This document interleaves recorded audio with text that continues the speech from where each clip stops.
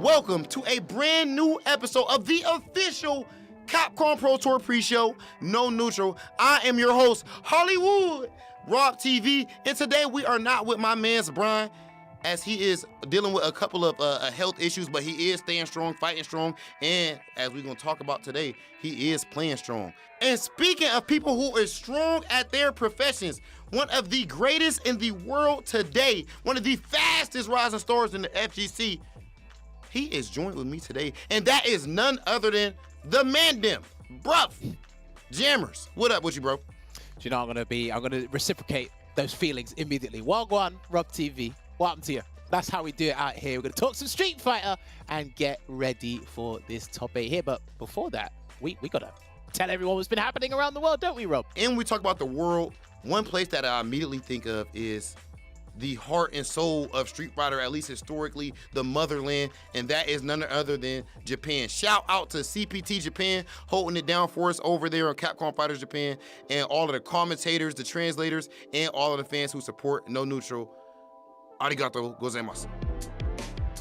Now, the World Warrior program has been going phenomenal so far, and we have a whole lot of results to get into, so let's get straight to it. First and foremost, we're going to be taking a look at Slash and Dash over in the Middle East, as we had Angry Bird taking first place, and then in second place, could we really guess who it is? Are we surprised? It is none other than Big Bird, and then in third place, it's not GTR this time, it is actually Aziz, who looked very strong with that loop. And now let's take a look at these standings, as we have in first place, Angry Bird with 140 points overall.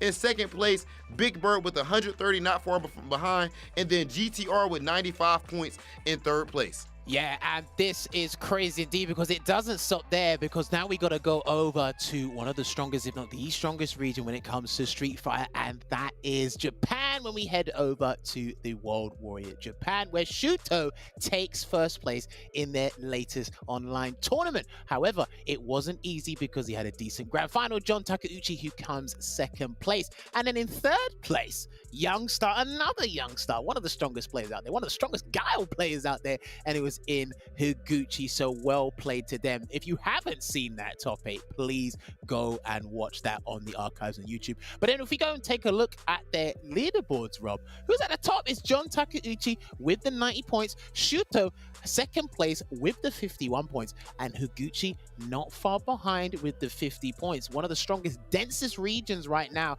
is shaping up to be nicely, and I see Gatchik in their fourth place with 45 points. Can't wait to see what happens and unfolds.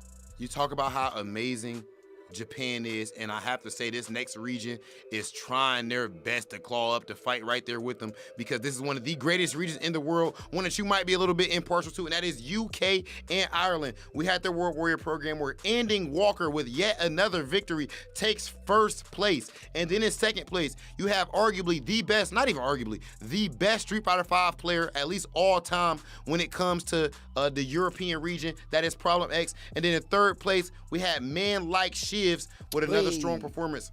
And as we take a look over at the standings in UK and Ireland, in third place, you have Shax with 70 points. Second place, you have One Step Layer, my Karen brethren, with 75 points. And in first place, you have Ending Walker with a whopping 150 points, absolutely dominating the competition and winning every single event, 3 for 3 up to this point. And I'm a bit surprised. I mean, Problem X is sitting there at 65 points in fourth.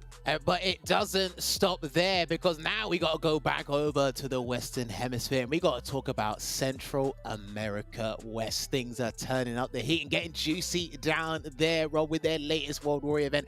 Grand Todokai takes that there first place, beating Doomsnake in the grand final, with Doomsnake finishing second, of course, and third place, shout outs to Dead Ace BS, and that is, I'm telling you what, a very good top 3. But again, there's still 2 more tournaments in that region to play for, all the regions to play for. But if we take a look at the standings over in Central America West, Todokai sits up top, sitting pretty with 135 points, but he's only 30 points ahead of Doomsnake, who has 105. And then in third place, we have Nan Jr. I'm telling you, it may feel far, but it's super close to these guys. And I tell you what, even I can't predict who's going to be in the final 8, but I can't wait to see how things progress from here on out.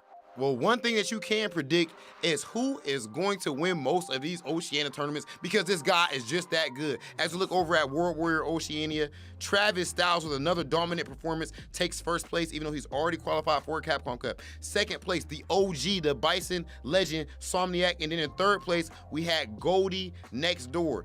And as we take a look at their standings, we can see Travis Styles has won every event, just like Endon Walker, 150 points. Second place is Somniac with 110. And then in third place, you have ROF with 90 points, a very, very talent-dense region. But again, it doesn't stop there, Rob. We got to pull things back to my neck of the woods. Well, the UK have left Europe, but I can still say they're in my neck of the woods, because we're going to be heading over to Europe West, where we have the latest World Warrior being taken by none other than Mr. Wolf, a very strong Seth player, extremely talented with that character, and he is a dad as well. So shout outs to the family men out there playing Street Fighter. He wins the tournament using Seth, beating his Italian brethren, one of the best Italian players, or both of these guys are. He beats Geeko in the finals, and they're making things difficult for third place. One of the favorites, Takamura, who finishes third. I think he's having a little bit of a hard time beating the Italians right now, but that is what your top three is looking like there. But then if we transition over and look at the leaderboards right now,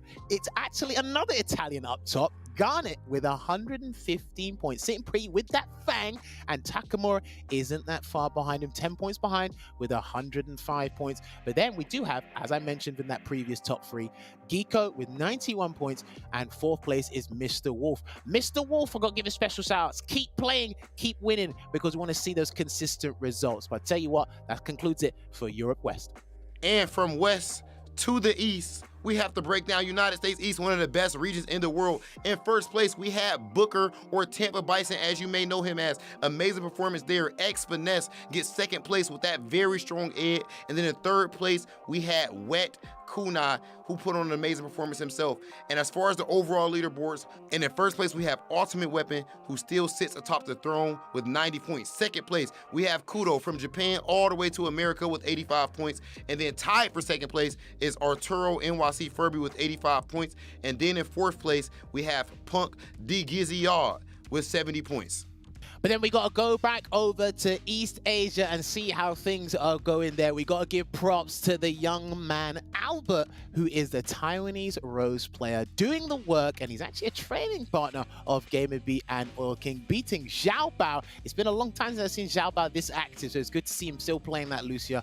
But he beat Xiao Bao in the grand finals there. Xiao Bao finished in second place. And of course, props to Genesis as well, using that Gil and still accumulating those points to make sure he stays in the fight so he can enter those regional finals in the final 8. But then, do you know what? Let's take a quick look at this leaderboard here, Rob. So we do have Chris Wong at the top with that 85 points. 5-point differential from second place with Rain Pro, which you saw at the Intel Auto. But shout out to Rain Pro, still doing the work there. And of course, he's actually joint second place with Gang, who's got 80 points as well. And Genesis is just below them with Albert with 75 points. So things are actually pretty tight at the top here, and a lot of joint places. So please, viewers at home, keep an eye on this region, because it might be surprising by the end when we get to the regional final. And something that's not surprising at all is seeing South Korea deliver when it comes to their tournaments, one of the strongest regions in the world. In first place, we had M Lizard, one of the best Vega players in the world that we all know and love. In second place, we had Costco. And in third place, we had QHDWN2245. And as we take a look at their rankings, in first place, Costco actually has 115 points, sitting pretty up there atop the leaderboard. In second place, we have my man NL with 90 points. And in second place as well is M Lizard, who is locked up with them with 90 points. And then in fourth place, you have QHDWN with 85. That region is still looking very stacked. And even though we just say the top 3, top 4, of course, the top 8 is where you need to be to qualify for that last one. But of course, you guys can see the other 4 on there. South Korea looking very, very strong right now. Speaking of exceptional talents, we're going back to Central America, but not the west side. We're going to the east side this time round. It was taken none other than Crossover, and then he beats Elite FGL G-Roy in the grand final. But then we need to take a quick look at the leaderboard here, right? Louis Man is at the top with 115 points. FGL G-Roy is actually not that far behind him. He is there with 100 points, and we got Ajax Fidelity, which you will be seeing him a bit soon in Street Fighter League, still making sure he puts his name on the map. He's got 80 points there, but let's not count as a Street Fighter League veteran or experienced player at this point. Hermes Venatori, he is there 4th place with 75 points. So things are shaking up here for Central America East. And as we go down south, we see none other than Asia Southeast, who just had a banger of a tournament. And then in 1st place, who we just saw putting in work in the CPT online and in other World Warrior events, is Lacuna C. His Falk is one of the best in the business right now. 2nd place was none other than Mind RPG. And then in 3rd place, we had Angry Egg Tart. And that is why when we look at these leaderboards, he sits atop with a whopping 130 points. In 2nd place, we have Captain Y with 95 points. And then in 3rd place, we have Bravery, 90 points. Southeast, always stepping up to the plate. Talking about stepping up to the place, one of the most entertaining and boisterous regions that have come from Street Fighter V in the past couple of years has been the Midwest region, with Super Saturdays, another World Warrior event, put in the bags, and none other than your co-host and one of the most iconic guys we have in the FGC right now, Brian F, taking the tournament with that Oro, putting in the work, and he's probably using hitbox as well, having some fun on that. So shouts out to Brian F for winning the tournament there. It wasn't easy, because in 2nd place, Boomy FGC, special shouts to him, still using Zeku. And in 3rd place, special shoutouts again to Nigel, using that Dictator, still playing a bit of Boxer, I believe, as well. But I'm telling you what, the Midwest, man, you guys put on quite a show and keep me up late at night so I lose them hours enjoying some Street Fighter. But you know what? I can't stop there. We're going to take a look at these leaderboards very quickly. Brian F at the top with 100 points, exactly 100 points, representing CLG there. 2nd place, got to shout out the boy, fellow Mika brethren, El Chacote, with the 71 points right now. And then we've got 3rd place, Mags. Shout outs to Mags, still repping that birdie. He's got the 70 points there. I tell you what, man, I can't call what's going to happen with the Midwest, but I'm going to keep watching to find out. And you guys at home should do so as well. And as we head over to Europe, we have none other than France World Warrior event, where they had Link Exelo taking 1st place, Valmaster taking 2nd place, and then we had Luffy, OG and former EVO champion, taking 3rd place. And now let's take a look at the standings, as we have Valmaster, 140 points in 1st. 2nd place is Luffy with 105 points, and then Freya Wan Mei with 90 points in 3rd. French is shaping up to be extremely strong. We got strong regions all over the world, Rob, but we got to go over to Mexico and see how the guys are doing over there with their Mexican MASH World Warrior Tournament 3. We got Solving, recently qualified for the CPT finals, taking 1st place. Kusanagi, one of the best Mexican players there, coming 2nd. And of course, 3rd place goes to MX Gus. Shout outs to that top 3 there, representing, shout outs to the Mexican scene in general, representing and loving their fine games to the best that they can. But then if we go and look at their World Warrior standings right now, it's Kusanagi at the top. St. Pre with 140 points at the top. Solving has got 91 points there. And then we got El Tigre, 6 points behind him with the 85. And then if you look at 4th place, it is Gamma with the 80. I tell you what, man, keep an eye on these 4 players and the other 4 players that meet them in their regional final. Next up, we have Germany, and in 1st place, of course, it's none other than Jimmy. 2nd place, we have Val Wing. And then in 3rd place, we had Riso. And as we take a look at their standings, Jimmy does sit at the top with 130 points. Val Wing has 2nd with 115 points. And then Fossa, the V-Trigger 2 Urian Extraordinaire, has 3rd place. And we got to give some love to my man Ryan Hart, an absolute legend, in 4th place with 81 points. And then we're going to stay in the European region, and we're going to head over to the Spain and Portugal region with BCN Fighters and their latest World Warrior event. Hey, listen, man, we got to give props to the Fang Specialist, because he's been sticking with this character, learn a character, he's featured in Street Fighter League, and he's still taking names in his respective region. Vega Patch taking 1st place there, and he did beat fellow Spanishman Samuel, but then 3rd place. Rob, I loved it when you pronounced this guy's name, because you said Apapaino or something like that. You made me laugh. I know what you're talking about. It's Apopino, if you really must know. But yes, the Ken player Apopino takes 3rd place there. But you know what? Shout outs to this region for representing. But then you know what? We got to quickly look at this leaderboard before we love you and leave you, because it is Vega Patch at the top with 150 points, staying strong, staying consistent. And Samuel is not that far behind him with 120 points. And then third place, Apopino with 85 points there. And special shout outs to Alex Sieg as well. Nash player, very strong Nash player from Europe. He has got 75 points. And again, shouts to the whole Spanish region for representing BCM fighters as well. Talking about all of these amazing players makes me want to actually talk to one. And Jammers, we have the pleasure of doing just that as we have a special interview with none other than Endemic's very own Sean. I'm going straight into it, bro. We can't talk about friendship and brotherhood without bringing up Knuckle Dang. And of course, you also have Adam on your team this year. You have Gamer B. Your team is an actual super team. What happened there? How did you put together such a ridiculous squad? I'm not gonna lie, most of it was by accident. So what? Yeah. How does that work? Complete accident. So I mean, I guess y'all asking for the details. So I guess I first asked Dude, actually. So I first asked Dude, but it was a reluctant thing. I expected him to say no, and at first he did say no. So I was like, all right, cool. I perfectly expected it, but let's just get that one out of the way real quick. Immediately after, I didn't know he declined you the first time. Yeah. He said, and it wasn't that he didn't want to do it. It was more so that like, he's out of practice and he didn't really want to like let me down or anything like that. Like he didn't want to do that to me. He wasn't really confident that he would be in shape, so he declined the first time. So I was like, all right, cool. I didn't expect him to, so that's fine. That's interesting. Immediately after, I asked Idom. And this is where the story gets a little weird. It always gets weird when it gets to Idom. This is Postman Idom, right? This is Postman Idom. Yeah, the Postman, yeah. The Postman, yeah. Yeah. So I asked Idom, and I was like, hey, Endemic is gonna have a team this year for SFL. He didn't say yes or no. He didn't say I'm interested. He was just kind of like, he had a response, but it was more so like, he's like, yeah, they haven't told me anything for Street Fighter League yet. And that was his response. And I so it wasn't, yes, I'm going to join. No, I'm not going to join. No. So that just sounds like such an Idom thing to do. Yes. Yeah. I don't know any other way to put it. I let him know of the dates at least. So like, if he's not on our team, I want him to, and it's not to my involved in some way. Yeah, it's not to my benefit, but he missed Street Fighter League last year, so I was like, at the very least, I want to give you this information so that you can at least find a team. If not with us, like I want him to be a part of it because it's not US Street Fighter. If like one of the best is not a part of it, it don't feel real, and I got left on red.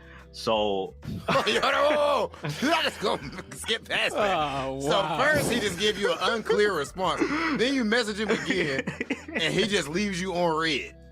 Yeah. So wait, let me get this clear. This is one of the world's best players in the world. Let this be clear to people at home. This is one of the world's best players. Like literally powering off his boy. Like literally I'm not answering him about one of the biggest leagues in the world, by the way, for Street Fighter. I'm just putting it out there. Yeah, for me, the context clues, it was a very clear no. Like, I the only way he wasn't telling me no was like, the only way he could have told me more is to say, no, I'm not joining. So I let that be for a while. So we moved on and we were like, okay, I would really like, we looked at like the list. Long story short, skipping forward like a month or two after they Damn, told us. it was a process. Yeah, skipping forward a month or two. Well, from what I've heard, this stuff takes a while. Just not in general with sorry, not just with Street Fighter, just in general. So like, of course, you're gonna be waiting a while. Yeah. We're running out of time, So yeah, it's a process. So skipping forward, nobody. I got no teammates. So I asked Dual Kevin actually. And at first he was down, but then he was like, "Nah, I'm not feeling it." I was kind of back to square one. But I was complaining that night. Dude, I was just complaining nonstop, bro. I was like, bro, I got no teams. It was affecting my play, bro. Like I was holding. You gave him the sub story. Yeah, I was, bro. It was affecting my play. I was just venting, bro. Like after that, the next morning, I was complaining, bro. I think I complained to just about everybody. I was like, bro, this is a stressful process. I don't think I like this whole captain thing. So, the next morning, I guess he had some time to think about it. He just hit me. Dude hit me up in the morning. He's like, yeah, I can do it. It's like, if you want, you know what I'm saying? Like he said, if you trust that I can get back into shape in time, you know, say I'll do it. And I was like, bro, I said this before. I'm like, in a perfect world, you were my first choice for sure. I don't, like, you know what I'm saying? Like, I trust your skill level. You know what I'm saying? I hold your skill in very high regard, even over players that have been playing this whole time. Like, his skill level is just that high that I believe, and you know what I'm saying? I'm not worried that you won't be prepared. Like, I've seen the way you've seen how he gets down with it. Yeah. So okay, so Dew was my first official member. So, and you already got a monster team at that point. Yeah. So, but notice that I said the word official. So this is where the story gets weird, and we're gonna return to Idom because that's where the weird part of the story is. It wouldn't be a weird story without Idom. Of course not. That's the postman. He always delivers. I want to see an Idom DM, bro. Yo, look up Idom Mailman on YouTube if you don't know what we're talking about. But I want Idom to show us one DM, like him just shooting at a girl. But go ahead, Sean, continue. So after a while, I heard obviously the grapevine, because we all, you know, all of us players, we talk to each other, right? So we know what teams are forming and what's going on, or a lot of us do. So I heard through the grapevine, Idom has been rejecting teams because he said, "Oh, I'm teaming with Endemic," and I am. This was without your knowledge. This is without my knowledge. So I immediately, I am confused, brother. You can imagine that I am confused. I'm like, bro, ain't no way that's right. And then I was confused. I'm like, so dude kind of like messaged him again, and you know, he kind of like fished a little bit, like asking like, yo, what team are you? He like, do you have a team yet? And he's like, he messaged him back. He's like, I thought I was teaming with Shine. I was like, his. So it was straight from his mouth. I was confused. I'm like, he was on Team Endemic before I knew he was on Team Endemic. It's his team now, or so he put himself on Team Endemic. Yeah, it was. You didn't know. Team owner ain't know. Yeah, he knew. Nah, it was Team Exa. It was his team at that point. Yeah, so I was confused. And you know, he was in the middle of a tournament, so I just watched him. I watched him, smoke art or whatever. And I called him right after. I was like, because this is something we gotta talk about. I don't know. Yeah, because it's like serious. Yeah, I called him and I was like, my first question was like, Idom, are we on the same team?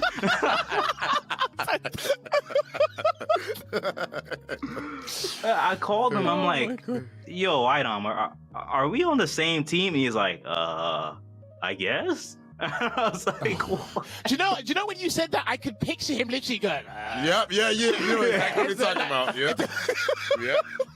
It was exactly like that. So I was like, all right, so like, are you cool with this? Or, you know what I'm saying? Like, just confirming so that we can, like, get everything in order and everything. And we were able to confirm that he would be playing on Team Endemic.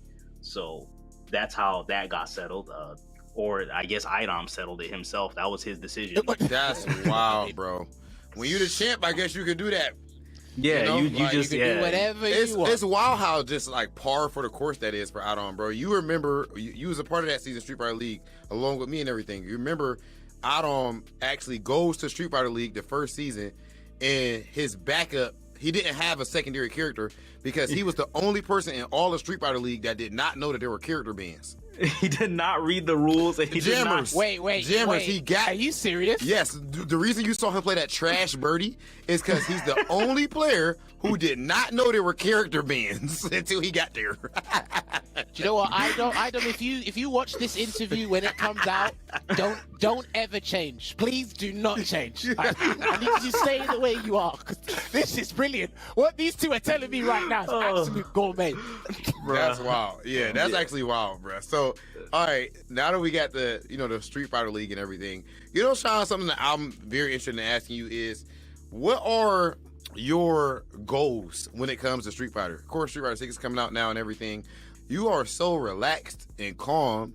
You're such a nice, smiley gentleman that I don't understand. I mean, I don't know.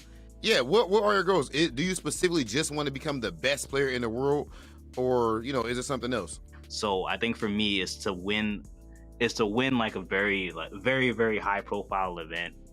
For me, I think that's like the immediate goal, and unfortunately, it tends to escape me a lot. So for me, I think that the longer it goes on, the more that I want to win, and not just that, but to conquer my mental as well. I think I have like a lot of issues with that too, and I think that like conquering something that seems very unobtainable at times to me, it's become more so not about achieving the moment, but more so about me kind of conquering a personal issue that I have with myself and like my mentality towards it. So I think that's like my main goal, to like, I think, become that competitor that I know that I am. I think a lot of things when it comes to fighting games definitely apply to real life. And I think the most obvious that most people agree with is just taking personal accountability, pretty much. Man, that's real. Yeah. That's real. It's very real. Yeah. I got to ask you this question. How does it feel removing one of your biggest problems competitively and putting it on your team? Because you've been actually having good results playing Street Fighter amongst the tournaments you've been in the US. You've only really been losing to IDOM. Now he's on your team. Have you have this resurgence of confidence or this extra bit of confidence because one of your biggest problems in that regular tournament environment is now alongside you? And as you know, team tournaments, an entirely different story. So you could have your best time playing Street Fighter yet. For me, I thought about that too, and I'm like, man, I won't have a chance to smoke IDOM. So damn. So, but there's no other way to put it. IDOM is amazing. Like, as a player, he's actually amazing. So, you kind of want to match that, right? Like, you want to take some of the load off his shoulders. So for me, it ends up being a little bit more pressure. Like, there's a standard to live up to, and I think that doesn't help me thinking about it. But it's really the reality. That's how it feels when he's on the team. You know what I'm saying? Like, I don't have to deal with him, but I have to deal with how I'm thinking about his skill level. So yeah. All right, Sean, appreciate you coming on, Brody. And hopefully, Adam actually responds in the endemic group chats. Well, yo, thanks for having me, Rob. I really do appreciate it. Peace out, man. Later, Brody.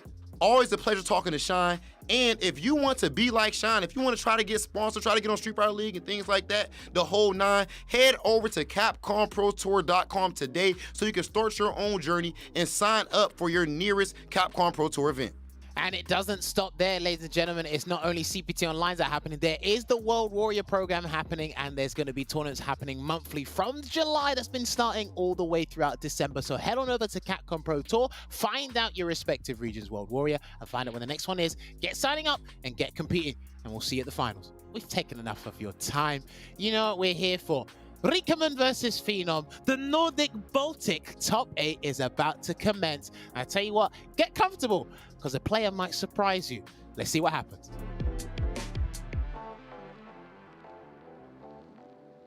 If I go too far, please forgive me. My name is Seth. Bow down for my cycle. It's time for trap. Show me everything. Download.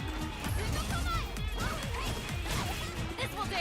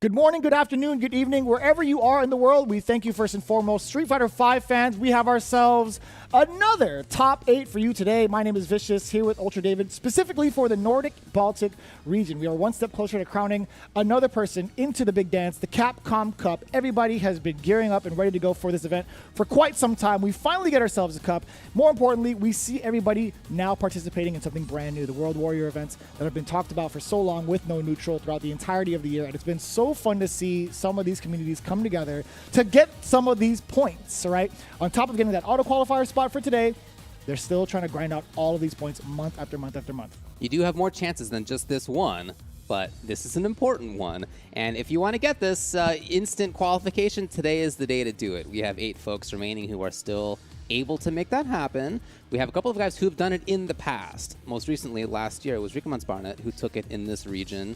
Of course, Phenom has been there in the past. We have other folks who have been in that conversation in this region as well, who have made the top 8s, even the top 5s, even the top 4s in this region, who are back again on the CPT top 8. We have folks from different countries. We have Norway represented, Finland's here, Sweden is here. A bunch of heavy hitters all throughout the region. And I'm glad you mentioned the top 4 because these guys are playing for not only a chance at the big dance, but let's say you cut it just a little bit short, maybe second, third, or fourth. Well, guess what? You still get money in your pocket, right? Because there's $5,000 on the line at each and every one of these CPTs, which is a pretty good amount of cash considering you get to play for free at the comfort of your own home and hopefully away from severe weather. I guess we'll see if that happens. Yeah, exactly right. That's what they're looking at. And as far as who we have here remaining in this top 8, it was decided yesterday in our top 16. Now in this top 8 in these 3 out of 5 matches. Starting off on the winner's side from Norway, we have Phenom versus from Finland, Dr. Gulag. We're expecting that to be anything like a Luke, maybe, but also maybe he told us Karen or Nikali or Dictator, who even knows. Dr. Gulag, probably Laura. There's a Poison on deck as well. And then on the other side of winners from Finland, we have Yonzai, who got 4th in the last CPT playing Dictator. He took out Rickamans Barnett in the top 16, so pretty strong. You know who else was pretty strong, though, was Torpon, who took out Veggie even before the top 16 began. Expecting this to be something like Dictator versus Luke, probably, although we're also told that there's a Karen as well on deck for Torpon.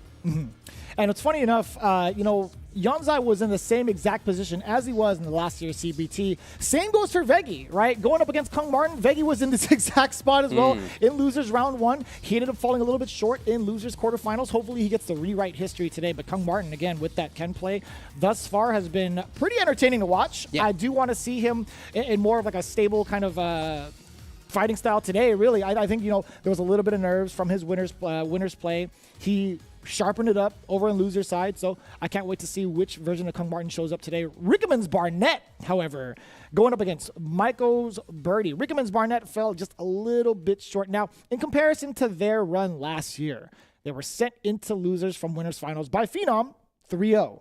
This time, Rickamans Barnett is going to be going in from the pool of Sharks with this losers run. Can they make it, however, is going to be the big question, and can they survive up until grand finals? But there's still so much talent to even go through, right? Dr. Gulag now making it from the winner's side. Yonzai, again, same exact position. People we haven't seen, personally I haven't seen in comparison to what was top 8 last year. Torpon, Kung Martin, and Maiko. That's right, that's right.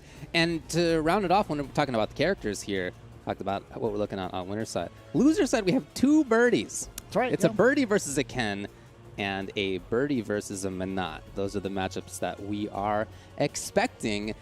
Look, when we talk about the characters on deck here, we're always talking about a lot of character diversity in Street Fighter V at this point. But it's also not uncommon to have a repeat of a character or two. Luke is a common one, right? We've seen that before, Very of course. common. And that is something that we may see in winner's side. But when it comes to the other repeat here, it's probably birdie. And that may not be, you know, something that is common in all places. But Birdie is still a strong character. We're seeing him do work, not just in Europe among these players here, but in North America, we're seeing Birdie still do work. So it certainly is a state of the game where you can use almost whatever character you're into. And what I love about this region in particular is that we have players with very different views on how to approach this character idea. You have Phenom, who's just out there playing whatever character is good. You know, As he should, whatever he likes. He knows. I'm not saying anything bad about that at all. Please understand. But then you also have folks who are just like, look, I really like this character, and I'm going to make it work. And that's Vegi's an example of that. Rikamat's Barnett's an example of that with Menat. Menat is not a common character at this point. The only people still playing Menat are super good with Menat. I still only think it's Sakonoko. Like I genuinely think there's no one else that's like piloting this character except for like Rickman's Barnett and Sakonoko. No disrespect to everybody else. But under 5 people for sure. Yeah, it's a very high skill ceiling. I Yeah. don't even think Goichi plays this character anymore, but who knows? No. But I just think that shows that in this region we have not only strong players, but players who think about the games differently, and that's always a treat to watch as well. Right. So with that in mind, we take a look at our first game, Phenom versus Dr. Gulag. Phenom's been doing pretty well for himself, but Dr. Gulag, again, that's your boy. That's my boy. He out even there. actually clipped that moment. I don't know if you saw it on social Of course media. I saw it. Man, this guy's The pretty practicing lawyer out there in Finland. Nice work. Taking a day off here on the weekend to just all of a sudden being a top Street Fighter V player. Can you imagine combining those two at the same time? What a That's life. pretty difficult. Pretty difficult. What a life. You got to be a special individual to be able to do that. Let's take a look at that individual's quote going up against Phenom for our top 8. Dang. He needs Luke. He needs Luke. I get it. It's moose hunting season. He needs Luke. He needs Luke, huh? I feel like there's got to be some sort of like sing-songy way of saying it. I hope I did it justice. I tried, man. Phenom has been at the Apex before with like half a dozen characters at this point. Yeah, needless to say, he doesn't need Luke. He doesn't. That's where I'm headed But, here. you know, Yes. Dr. Gulag trying to play the mental warfare game. What you don't understand about Phenom is that he's been in this stage before, like in and out of like multiple years of being on the high ends of CPT. Heck, even on like E-League or like even Evo stages for as so well. long at this point, you saw his age there. He's still a young man, but he's 26, but he's professional Street Fighter 5 player. But it's already been most of a decade that he's been at the apex of fighting games, not just in his region, but again, across the world. So he just is one of those players who has picked it up quickly, always picks up things quickly. Yeah. Speaking of quick, fantastic reactions, knows where to be almost at all times, just one of the best players in the world. He picks and chooses his spots for neutral pretty well. Absolutely. I mean, like when you play sort of characters that revolve around like single hit confirms into max damage, like you have to make those hits count. And in terms of recent stuff, Phenom has been dominating in the World Warrior events in this region. He's won all 3 of them so far. And in doing so, he actually took down Dr. Gulag 3-0 in the first of those. And speaking of the first, we're into the first match here on the Street Fighter Duel stage. And as you can see, as you may or may not know, I should say, in that top 8, it's going to be 3 out of 5 every single match through. So there are a lot of adaptations to make. Phenom started things off pretty strong, as expected from Luke. He put himself in a spot where with that gray life he would have killed with the grab, so Gulag's defense.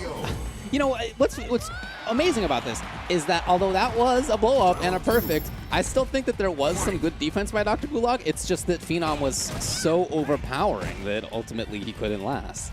And there was one sequence in particular where Phenom was kind of showing that card as like, you know, I'm willing to steal turns. He did back medium punch, then he did a delayed heavy punch too. So Gulag is definitely trying to pay attention to those moments. But as it stands right now, I know he said he needs Luke, but Dr. Gulag, he needs a hit. Yeah. Maybe he needs Luke. Are you serious about the positioning that Phenom was at? I can't believe Come it. on. And you get so much mileage off of these crouching jabs too. It's actually kind of it's a lot. It's a lot to take in. A couple of sand blaster, a single sand blaster, I should say, to keep Dr. Gulag in check. Phenom desperate to get away there, looking for the activation. Activation does come. Right. He pressed the button to check the dash afterwards. Right. Here's Gulag. Gulag. Uh-oh. Not One quite more. stunned. Yeah, that's unfortunate. Thermal Barrack's gonna juggle. Oh, that's so unfortunate for Dr. Gulag. To be fair, that was one correct guess from Phenom. That was actually a guess for game for either that's side. Absolutely right. Yeah. Yeah, I mean, look, even if you are losing in neutral for a while, you can certainly still make the snowball happen on the comeback. And It was almost there for Dr. Gulag. It was almost there. Very close. But that stability from Phenom is something to look for him. What I love about him defensively is that at the same time, he's willing to take risks, and yet they feel like they come out in his favor very frequently. Yeah, no, I agree. I think there's plenty of instances where, at least these early stages of the game, he tries to be as risk-averse as possible. But now he's just being sneaky. He's like, he's changing it up. He's being a lot more aggressive rather than picking some of these spots we were talking about with like medios. He is actually swinging with haymakers. Look at that. Yeah, he is playing this a little differently. Backing off here. Gulag. Now, by getting hit, he's got that red bar. Plus range after that. Yes. Gulag scheme. That's Oh boy. unfortunate. Yeah, he really wanted that to be out there. Yeah, one of the biggest things that we kind of notice in regards to like how Laura plays or how Laura players want to play is they kind of try to layer their offense with Thunderclap first and then go in. Sure. But Phenom has done a great job of just deterring that moment from even happening by either like backdashing twice over and then throwing like a crouching jab just in case Laura wants to like follow through with a free skill or something. We've seen this before. Phenom's here. Close to stun. Yeah, NEDs. Oh, you're actually going to get the stun anay. Wow. Can you load up? Yeah, V-Skill 1. Charge up the flash knuckle. You won't have enough meter. Yeah. Oh, such a safety first option right there. That is such a smart thing to close out a round with. There's just nothing else to be done if you are Laura than to try to tech that grab. Backdash, V-shift, I suppose, but you know, nothing that is instantly going to be a threat of death for Phenom. And that it's just a very, again, stable way to close it out. Yeah, he's definitely making you buckle up for safety. That is for sure, because he's taking you for a ride more often than not in that corner. There's just been so much to deal with, man. Dr. Gulag getting his moment at offense. All right, a couple of sandblasts. Okay, so again, being at this range, he's not going to be in real threat of Thunderclap, I feel like. So yeah, Dr. Gulag, I feel like, needs to close it up a little bit more. He is scheming for that corner. He's almost there. And it's not too bad. He took a couple sandblasters to the face. Yeah. But look at how close he is in lifesteal. This is, as the grappler, now you got the corner, you would absolutely spend the life to get there. But he's out just like that. Phenom picking his spots with the lights again. I thought that was going to be a frame trap coming in from the Gulag. Ooh-wee. There we go. Phenom now reluctant to press a button. Excellent V reversal. Oh, that's huge. Is that the first? Oh! Hold on. Okay. Thank goodness. Phenom still a bit of a turn. Okay. If he woke up with like rising upper, rising upper, yeah, and he lost that, I would have felt so bad for the Gulag. Oh, no. Confirmed from the X slow. There it is. That's actually just a punish. Going through. Right? Oh, I love that decision. Uh-oh. That medium punch. Still leaves you super plus. Ooh. Nicely spaced. Oh, like whiff! That, Phenom's out of there. Right back into where he wants to be. Gulag fully stocked on everything. I don't know if he'll get the chance. This is it. And then thinking about what happened at the end of the previous game, after that crouching jab, he went for the throw tech. That's what Phenom wanted before. But of course, Phenom varied it here and puts himself at match point. Clap EX. Watch out for the escape option. Yeah, Gulag was actually not overextending, which is really impressive because, you know, most of the time people would want to jump that. Thunderclap is just going to be pushing so far, and this is the Gulag now. EX, sunset wheel. Ooh, early. Yeah, Phenom's been picking all the right buttons. Oh, what was, I don't know. Jump around, have to try to move her hurt box around, but just not going to cut it there. Phenom was at the right spot. Let's see. Ooh. Catch up. No. Let's throw. Yeah, not in time for any other button. Maybe roundhouse.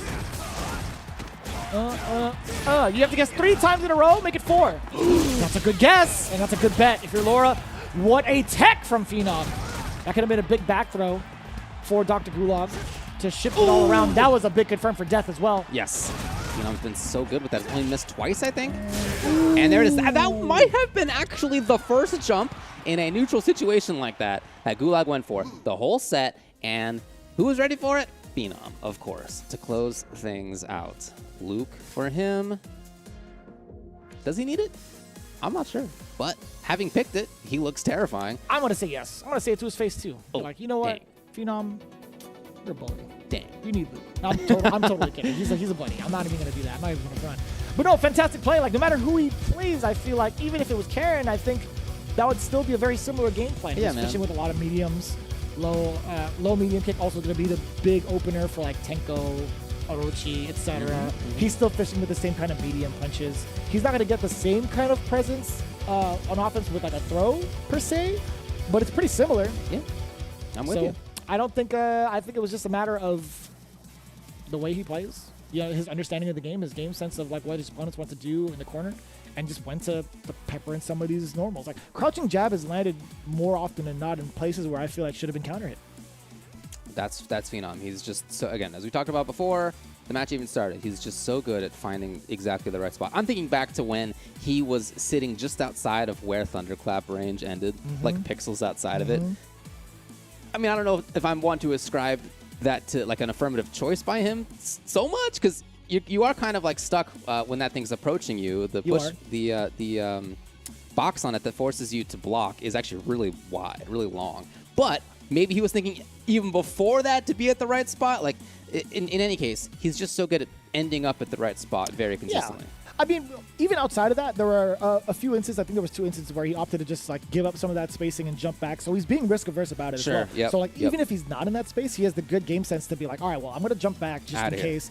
I want to try to take as minimal damage as possible if I end up committing to like a counter poke. And even he would even backdash twice over. He V-shifted a couple times in neutral to get out of situations, even preemptively, yeah, right? that's true. So yeah. he was all about not being up close when it was on Laura's terms, and hey, again, He did call that, yeah. the stability, great stuff by Phenom. So he moves on into winners finals. Yes, sir. A very similar spot he was in last year. Too. Exactly like, right. He went all the way through to grand finals from the winner's side, if I'm not mistaken. He's been in situations like this many times, as we have been discussing. So he hangs out there. We have now to decide who he'll meet in winners finals. It's going to be between Yonzai and Torpon. Torpon, who's had a very fantastic showing thus far, you know, putting Veggie into the loser's side on the way over as well. Yonzai taking down Rickerman's Barnett. So this is, we kind of touched upon this the other day as well, where with the appropriate seeding, we could have seen Rickerman's versus Veggie. But that's not the case. Yonzai, again, with repeat results, really. We're going to see what the code is for Torpon going into it. Torpon says, comfortable in the Bison matchup. However, Yonzai seems extremely solid. This makes me think back to Torpon's quote of the previous day, which was just, I'm confident. He just was feeling good. And he was very, very to the point, and very much the same right here. Of course, on his way into this position, he took down Veggie. That was early in the tournament. That was actually pre-top 16. Yeah. He then beat Kajis to get into this position that he's in. When we saw him play, he looked very strong. Again, it was a first to 2 in order to get into this position, so we didn't get that much of a chance to see in that top 16 matchup as you know what we had eyes on. But what we saw was just very solid play, very not taking risks style of play, very patient, was willing to be slow on the approach. Yeah. You know what I think classically of? strong stuff when it comes to how to play this character. When I think of certain things like that, I think a couple of things. Like, are they comfortable with this character, really? But I feel like over time, like we got to see that. Yeah. But second of all, I think it was him still trying to test out Jury, like playing against Jury. So the fact that the player has that understanding is like, all right, well, I don't want to be as risky or like play as offensively if I don't know how this character works or how this person pilots this character. So I'm gonna, hedge my bets. Pretty good start for him though, as he whiff punished the Psycho Axe to get into the corner. It leads me to my next point. It's like, what happens when he's playing against a matchup where he's really familiar with, right? He talked about that earlier. He's like, I'm comfortable with the Bison matchup. Yeah. I want to be able to pilot this character to max potential without any sort of regards, or any sort of regrets. Yonzai doing a great job at the block confirms earlier on those slides. And I love that decision. On the side of Torpon, still within time to actually get a rising uppercut? You got to be kidding me. I thought it was going to be still in block stun. Man, let the Sandblasters talk. Pocket sand, it always works. Outside of range, checking the dash with a Psycho Crusher. Super smart from Yonzai. Hey. Okay, just like that, Yonzai has the point. Oh, he can take it. And one more hit if it's the right one. But instead, as Torpon Yonzai froze up a little bit, expecting really that Torpon would take his turn normally, and instead Torpon waltzed up for the grab. And within that range, I think, you know, like heavy punch into like Inferno would have definitely killed. So that, you were right. One correct punch would have been it. That's a great spot to actually charge Flash Knuckle. Yeah, man. Good work. Yonzai can get in for plus frames. Torpon expected the grab. Man, there's a lot of meter usage to reclaim some of that space, but more importantly, the chip damage as well in the Grey Life. Again, just finding some of these moments to scissor kick. I'm waiting for Torpon to utilize this neutral jump as a way to kind of like deter Yonzai from throwing some of these scissor kicks. It happens in this part of the stage. All right, now he's going to be fine. He's good chilling. The big interruption from the standing light kick. I love the button press from Yonzai, the decisions. Yeah, even defensively right there. It's a B reversal to get away after seeing that blast. Plus frame heavy blast. Hey man, you gotta make it happen. I like that. Yonzai may be identifying that one of his ways to win here is to be unpredictable. Because the way that Torpon plays is, unpredictable is not the right word, but just not taking risks. Yeah. And Yonzai giving him some really different looks right there in that round. Torpon playing extremely grounded. Yeah, is what it is. Has he done a jump? Nope. And I think, yeah, Yonzai, once he sniffed that out, he started abusing more of the scissor kicks. It's like, what? You can't really like react to it on startup. You can whiff punish it, sure, but Yonzai's always been in the right place at the right time. Right. Misconfirm right there, unfortunately for Yonzai. Torpon takes his opportunity to get in here. Right. And there's the first jump.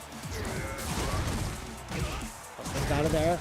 But I think that's fine with Torpon. You're forcing Yonzai to kind of flex some of this meter to get out of the corner. And now the trigger. I feel like with the amount of life you have, you wouldn't mind taking any sort of mix-ups from V-Trigger too. Like, you don't really care about it. It just gives you V-Gauge, gives you meter, etc. It's not going to be a big risk to your match. Okay. Yonzai scheming that bomb. Here we go. Yes. What a catch. And now what? Look at you.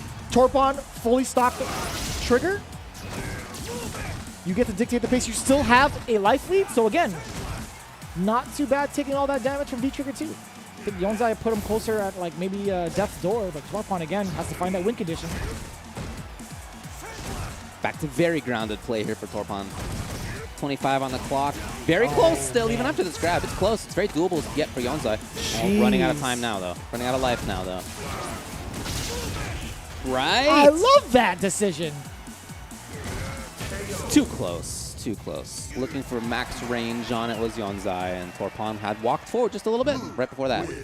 But it still continues to be very, very grounded play. There were, I think, 3 jumps now in total from Torpon, but they haven't really been the kind of jumps that you were identifying as a possibility of neutral jumps to try to blow up something like slide or scissors. Instead, they were him trying to move forward and get in. In that neutral jump, in that neutral game position, he's been very grounded, very patient, throwing some fireballs. He's waited for whiff punishes. Yeah. Yeah, I think primarily it's been the latter. He's been waiting for a lot of whiff punishes and just moving in and out of ranges. But the Sandblaster, I think being unpredictable with that is a pretty huge deal against someone like Bison. Just making him think twice about the approach. Interesting. A little reluctancy to sit in this corner from Torpon, right? Yeah, and that was when he had no red meter for this. So if that situation comes up again, wow, I'm interested to see how he'll handle it. That's a good point. Yeah, we'll see. I don't think we've seen him really utilize the Thermal Barrack in quite some time. No, the V meter usage is to get knockdowns. It's to get the opponent away. Again. It is. It truly is. Even that. Yeah, I mean, like he's not going to be able to build it anymore. Well, when he didn't have the V meter, again, the Dragon Punch comes out. So that may be the choice for him here. Oh, it's going to be Bison's turn. What a choice! Oh, you're dead.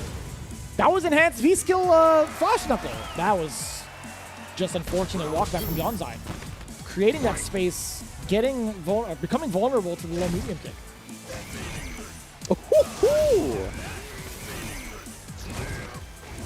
I thought he did too, but I guess it was just the version of the Sandblaster that doesn't go very far. That's hilarious. I love this from Torpon too. Even after that Flash Knuckle sequence, he opts to go for the adventure to just keep the pressure going instead of reloading on V-Skill 1. I think it's pretty important being able to pepper on a couple of these plus frame scenarios and force Yonzai guessing, but the jump back jab, at least Yonzai is very alert with the jumping. We see that. There was that whiff punish spot. Torpon Again. aiming for the corner. Here's Yonzai. That was mad far. I think it was like max. We've seen so much of blocking for view reversal that I'm not surprised to see Yonzai now default to more to grab. What a block! Oof. Frames. Yet again. Yes. Again, yeah, if you see somebody really looking for... Oh, that's huge! Explode. EX is here. It's not enough! And he's looking for the throw bait. Yonzai is pretty much one touch to kill Torpon, but so is Torpon now! Thermal Barrack is going to be a bigger threat than anything Bison's going to have, I think. He doesn't even have meter to hand stop past it on startup. No. So he's not going to be projectile invul. He has to legit sit here for 20 seconds. That's actually fine, I think. Well, no, never mind. If that's true, then Torpon will take the game because he's already up one round. True. So, in fact, Yonzai, even on the same life, is down right now. With 9 seconds left, he's got to get a hit. He absolutely has to get a hit. Has to be a wish and a prayer. Or the game is over. 2, and he was waiting for it. Torpon, again, as solid as he's been in the ground game, no doubt about it, he was going to sniff out any of your dashes. Yeah, that is a slow dash, although there are some invul frames in it. It does actually take a longer time than many of the dashes in the game. So Torpon, we've seen that he has the reactions for that kind of check. Yeah. But defensively, as this goes on, again, you can really see his defense is about blocking and view reversaling, and if he doesn't have view reversal, then Dragon Punch has come out like 2 out of the 4 times. That's been an option, something like that. So that defensive variety hasn't really been there. I'm looking for Yonzai to exploit.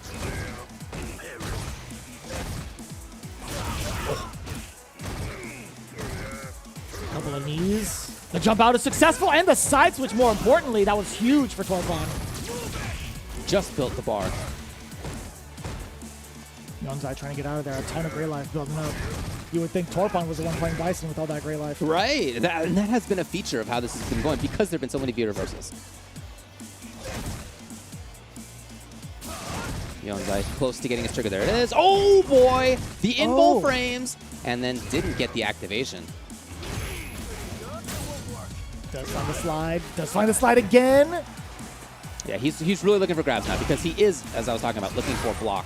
Oh my god, this is huge for Yonzai. Are we going to see the run back? Are we going to see a full-on sweep like we did with Rickman's Barnett in top 16? Maybe he's looking like sealing it. Yeah, he sure does, and builds a good amount of bar to carry over for the next round. That was a very, very solid Yonzai match, or Yonzai round. But I will say, it was looking a little dicey. As soon as Torpon got out of the corner, we didn't see a lot of pressure from the roots. Man, he still hasn't utilized any neutral jumps to kind of show that hasn't been the choice. that he's willing to, like, bet on like catching the scissor kick on the way down. He's going to cycle axe again. It's been a super grounded match between these two. Ooh, yes. A break is the choice. Yonzai with the life lead. Oh, Torpon! Great whiff punish. All of a sudden being... Oh, that was okay. Okay. Max range for it. Here's Yonzai. When he has the 2 bars ready, the red bars, his slides come out. Yes. He's caught Torpon pretty much walking into all of these slides thus far. They've been great. I think that's 4 in a row in this match. There was the neutral jump! 5. I thought it was going to be a thing. EXTV! Oh my lord. Again, he's got one more red bar, and backdash. yes, surprising to see in that situation. Match point now for Torpon. Very surprised to see any sort of movement from Yonzai backwards. That wasn't blocked. Like, right. I don't know if it was going to be like a setup towards like maybe utilizing like something EX, but he didn't even have bar for it. So curious on the decision making behind that. Torpon will throw. You know it. Roundhouse? No, he's keeping it ambiguous.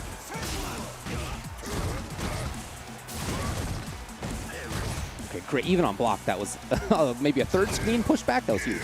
We'll take that. Man, just finding all of these hits. Torpon is pretty much one sequence away, and he gets it via the throw bait. Torpon with a dominant 3-0. That's 3-0 already? Come on, man. That was 3-0. These Luke players don't know how to slow down. Enjoy life. No, nice work. Nice work by Torpon. He's going to be in 6. Relax, man. Why are you guys rushing? No, I'm totally kidding. But Speeding into that winners finals matchup versus Phenom. absolutely, I gotta say, man, Torpon's ground control without even having to utilize, neutral jump as like a classic strategy against Bison is it's pretty impressive to say, because most of the time he was taking so much chip damage, so much gray life, it didn't phase him. It didn't phase him. In fact, if anything, it helped him taking all that damage, right? Considering how many V reversals he got, how often he got to cash out on it, because think about it, he pushes back on V reversal, lands a Sand Blaster, who'd had the better exchange overall, right? I'm a little surprised to see at how some of the defense. Yeah, that was. See what I'm saying? Right. Sure. Yeah. In that round that Yonzai did win in this game, he really read exactly what the defensive choices were for Torpon. Again, defaulting to blocking, then V reversaling, and if no V meter, a Dragon Punch. He read that very well for a while, and then I think he thought that Torpon was going to switch things up in the next round or so. It's gonna come. Right. Happen. Which is something to reasonably expect, but that didn't happen. Torpon maybe was waiting to see if that was something consistent across a game. After all, he was already up 2-0 at that point, so maybe in his mind he didn't need to make big changes, and I think that he was right ultimately about that. And that was a huge reason for why Torpon ended up moving forward. Overall. Congrats to him. Yeah, you're right. I think the biggest thing was about the neutral game. Whiff punishing was there. That was great. His pressure was there. But then that defensive choice of V-reversaling and getting Yonzai away from him very often, very frequently, huge as well. Would have loved to see that kind of adaptation sooner rather than later. That is for sure. Sure. From the side of I gotta say, like from either side, actually, I wanted to see like anything go past that initial strategy of just like playing it out in the ground game. I want to see a little bit more like wild neutral jumps and catching some of the scissor kicks as well. You would have wanted to have seen it sooner. Absolutely, just that adaptation to be pretty much on point. I've always hoped that thing has come soon. Do you? I've always hoped that thing has come soon. When things are coming soon, for me, that's the most exciting time. When they're here, What I'm interested in is what's coming soon. And one thing that is coming soon, of course, is going to be the Capcom authorized mobile game Street Fighter Duel, which is available for download now in China. But the global version, as you know, is coming soon. Fight along with Ryu, Chun-Li, and Ken against the Suzaku Castle, further into the Shadowloo City, explore the mysterious organization, experience the classic stories with all of your fighters, and recall your memories of the original Street Fighter. Your Street Legend is now back on track. Various fighting styles and counter, stun, combo, and super, an impressive array of fighting elements and the associative combos offer you a new battle experience challenging your combat skill. The epic legend is reborn on mobile. Baby will be reborn on mobile soon. Download Street Fighter Duel now/soon and let's fight for each other and join the journey with millions of players to become the best fighter. When? Pretty soon. Pretty soon. Not gonna lie. So I did flub up the names as I was getting ready for my segue, right? I was thinking Yonzai, Torpon, and I was gonna mix it up. I was gonna say Yonpon and Torzai. I actually messed that up in my head. But I will make sure to get those names going forward because, again, these guys have been participating in the World Warrior events, especially for the Salt Mine Leagues, where you'll see these names more often than not, and you'll be very familiar with them. One of them being Phenom, who's currently placed first as well, just to kind of remind you folks. Veggie in second, Rickman's Barnett in third, and Dr. Gulag in fourth. Again, you got to get familiar with some of these names because, actually, no, it wasn't Rickman's, my bad. It was Valix. Put some respect on his name with the Chun-Li. But, again, there's so many events to look forward to, right? With these 26 different regions, we are going to have 26 regional champions, and that pretty much leads us into the Capcom Cup. For more information as to how to sign up, when to sign up, and which regions are open to you, CapcomProTour.com is all you need to know. In fact, if you're just a spectator, you can check out all the events as well and where to find them, either on YouTube, on Twitch, in fact, at Capcom Fighters, if you will, over on Twitter as well. Capcom Fighters, that's where we are.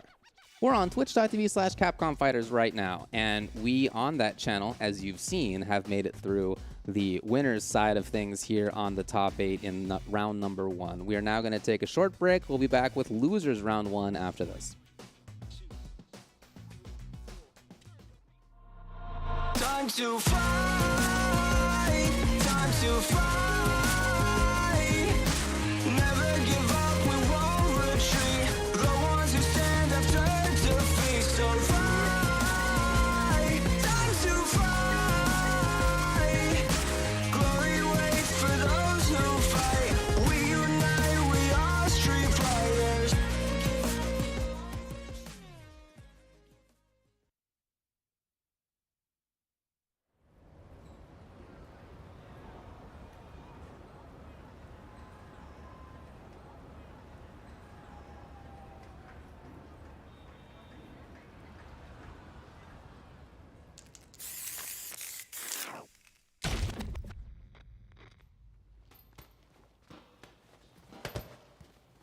When you go looking for strength, it's not like a game. This journey doesn't have a real ending. Okay then, hope you're ready to begin. If you want to start off on the right foot in this city, hit the streets. Yeah, hey there, I do this. Never fear losing. And when I get up in the game, you're up here improving. A real problem, but I solve them all face proof. And if you think I'm going forward, then you talking fool. Yeah, y'all wanna win, let me spin, boy. All dunks aside, I'm super fly like I'm hanging off the rim, boy. I've been winning for my kinfolk, and I put on for my city from the intro. Fight!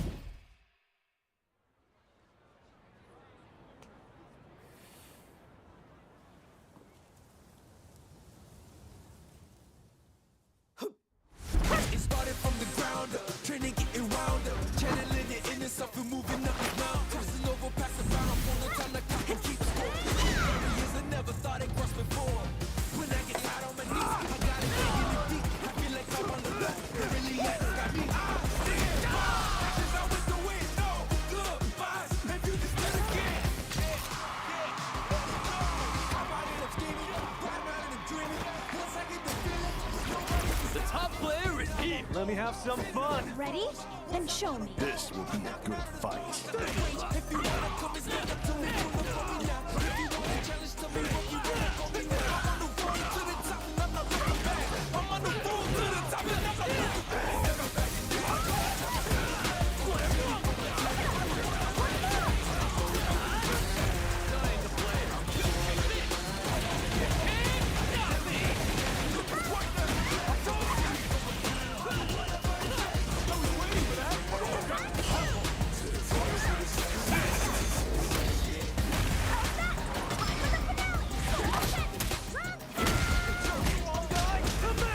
This is our destiny. My secret art!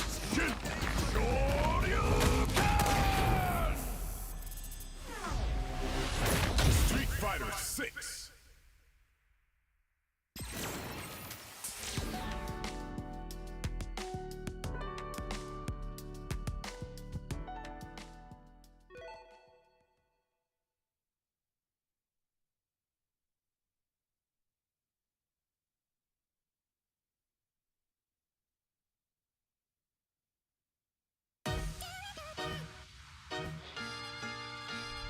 If I go too far, please forgive me. My name is Seth. Bow down for my cycle. It's time for trap. Show me everything. Download. This will do.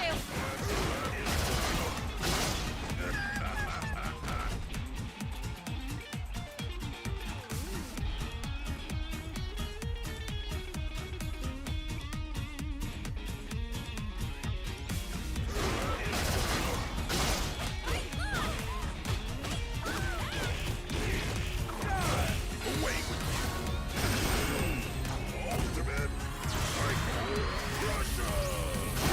See what I'm really made of. I'll settle this. It's the end. Let's go.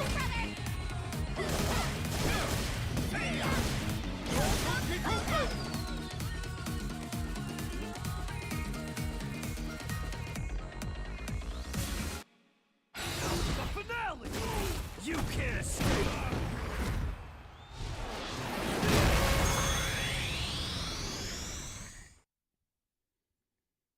We're back. Looking at the CPT in the Nordic and Baltic regions. We've made it through round one of winner's side. As you just saw, it, you were here, you know that. You don't need me to tell you that now we're headed down to the loser's side, but we are. My name's Ultra David here with Vicious. Yeah, you know, we've seen a pretty explosive winner side. I thought it was going to be down to the wire, at least for one of the matches. But to be honest, too, the way that it went out, I can't even say it for the first set, really. I was going to say Dr. Gulag did have some shining moments. I wanted to say, you know, the numbers don't exactly tell the tale of the tape. But I feel like that was the case for Yonzai versus Torpon. However, we still have plenty of loser side to go, right? As we take a look at the bracket. If we can pull it up, right? Let's see if we can pull some production magic. Yeah! Nice work, everybody. Veggie versus Kung Martin. is what we're expecting in our first match. Veggie, pretty much second place currently in the World Warrior Series. I think in this time last year, again, I had mentioned it, he was stopped a little short over the quarterfinals. He's looking to at least surpass Kung Martin, at least surpass Yan Zai to have a better standing. But as it stands right now, you have the Ken player who's starting to find his confidence match after match, right? Coming from a shaky start from his performance in Winners Top 16, now finding a lot more grounded play from the loser side. Yeah, Veggie is somebody, as you mentioned, who's got a lot of history here. You talked about his World Warrior performance so far. You talked about his last CPT. But he's been traveling and doing well all across the world for a long time. In fact, just this year at EVO, he got 49th.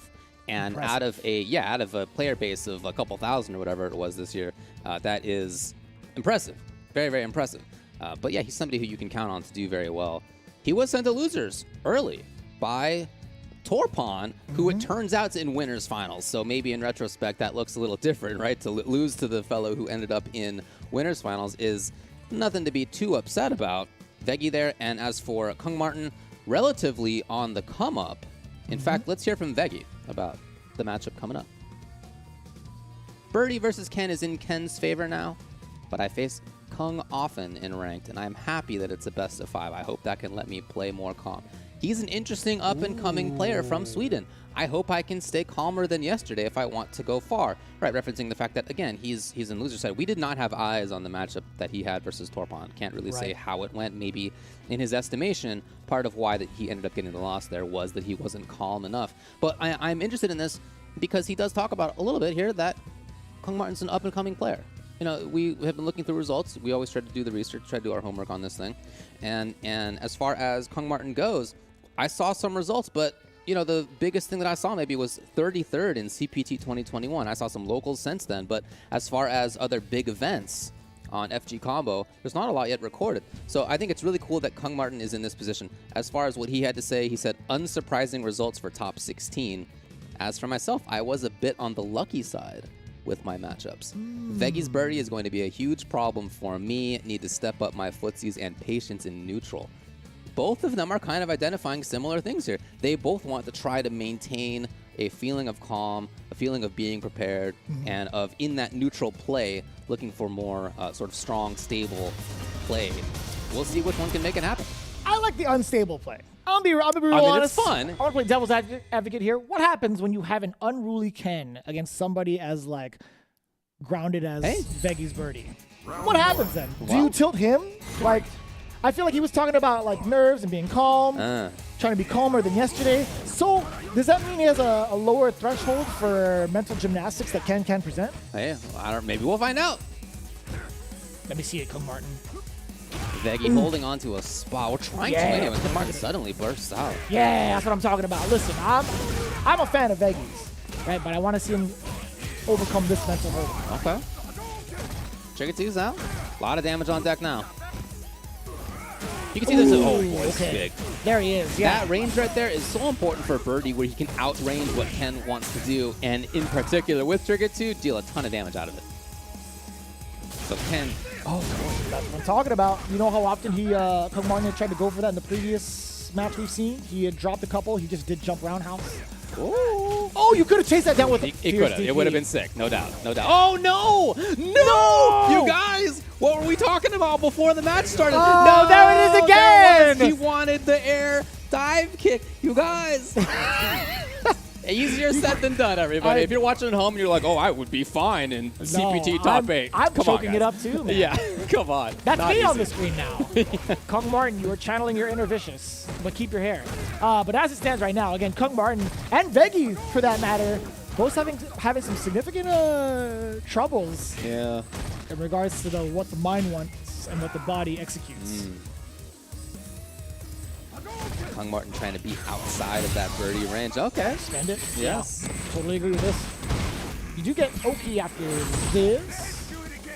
What happens? Oh! Oh, but he misses. And then tries to force it a little too much against Birdie with the great crouching strong. Veggie was there for the reaction. And Veggie knows anything's going to do it. Yeah, catching Kung Martin trying to walk back. You gotta say, for Kung Martin, there were some moments in both rounds where it was more doable than what we saw actually come out. He had the hit there on that Tatsu into getting the business started with Trigger. He had the corner for a little while. He had it in round number 1. He had the chance to punish Birdie big time for the error in the end of round number 1, and just none of those did he get. Now, last time, as you referenced, in the top 16, at the beginning when we saw him, he looked shaky, he looked nervous. By the end of that day, he of course qualified for the top 8, looking really strong, so hopefully he can settle down here. And you see him also kind of fishing with crouching heavy punch as a bait tool, a buffer tool, which is pretty uncommon. I actually like that idea, to catch maybe like some of the heavier normals, maybe interact with a stand heavy punch in a funky manner. But more often than not, that is a high recovery move. You're looking to get with punish instead for your troubles, but now Veggie, again, playing in a more compact spot. A lot of the mediums are landing back to this heavy zone. Yeah, he gets to hold it as well, testing the reaction of Kung Martin, but it's just the boiling point. Not going to be reached. Hits him with the bubblegum. No, nothing actually. Just a point to move forward with. Yes. A shield to hide behind. Veggie now at a minimum looking for the closer, one of the classic closers in this game.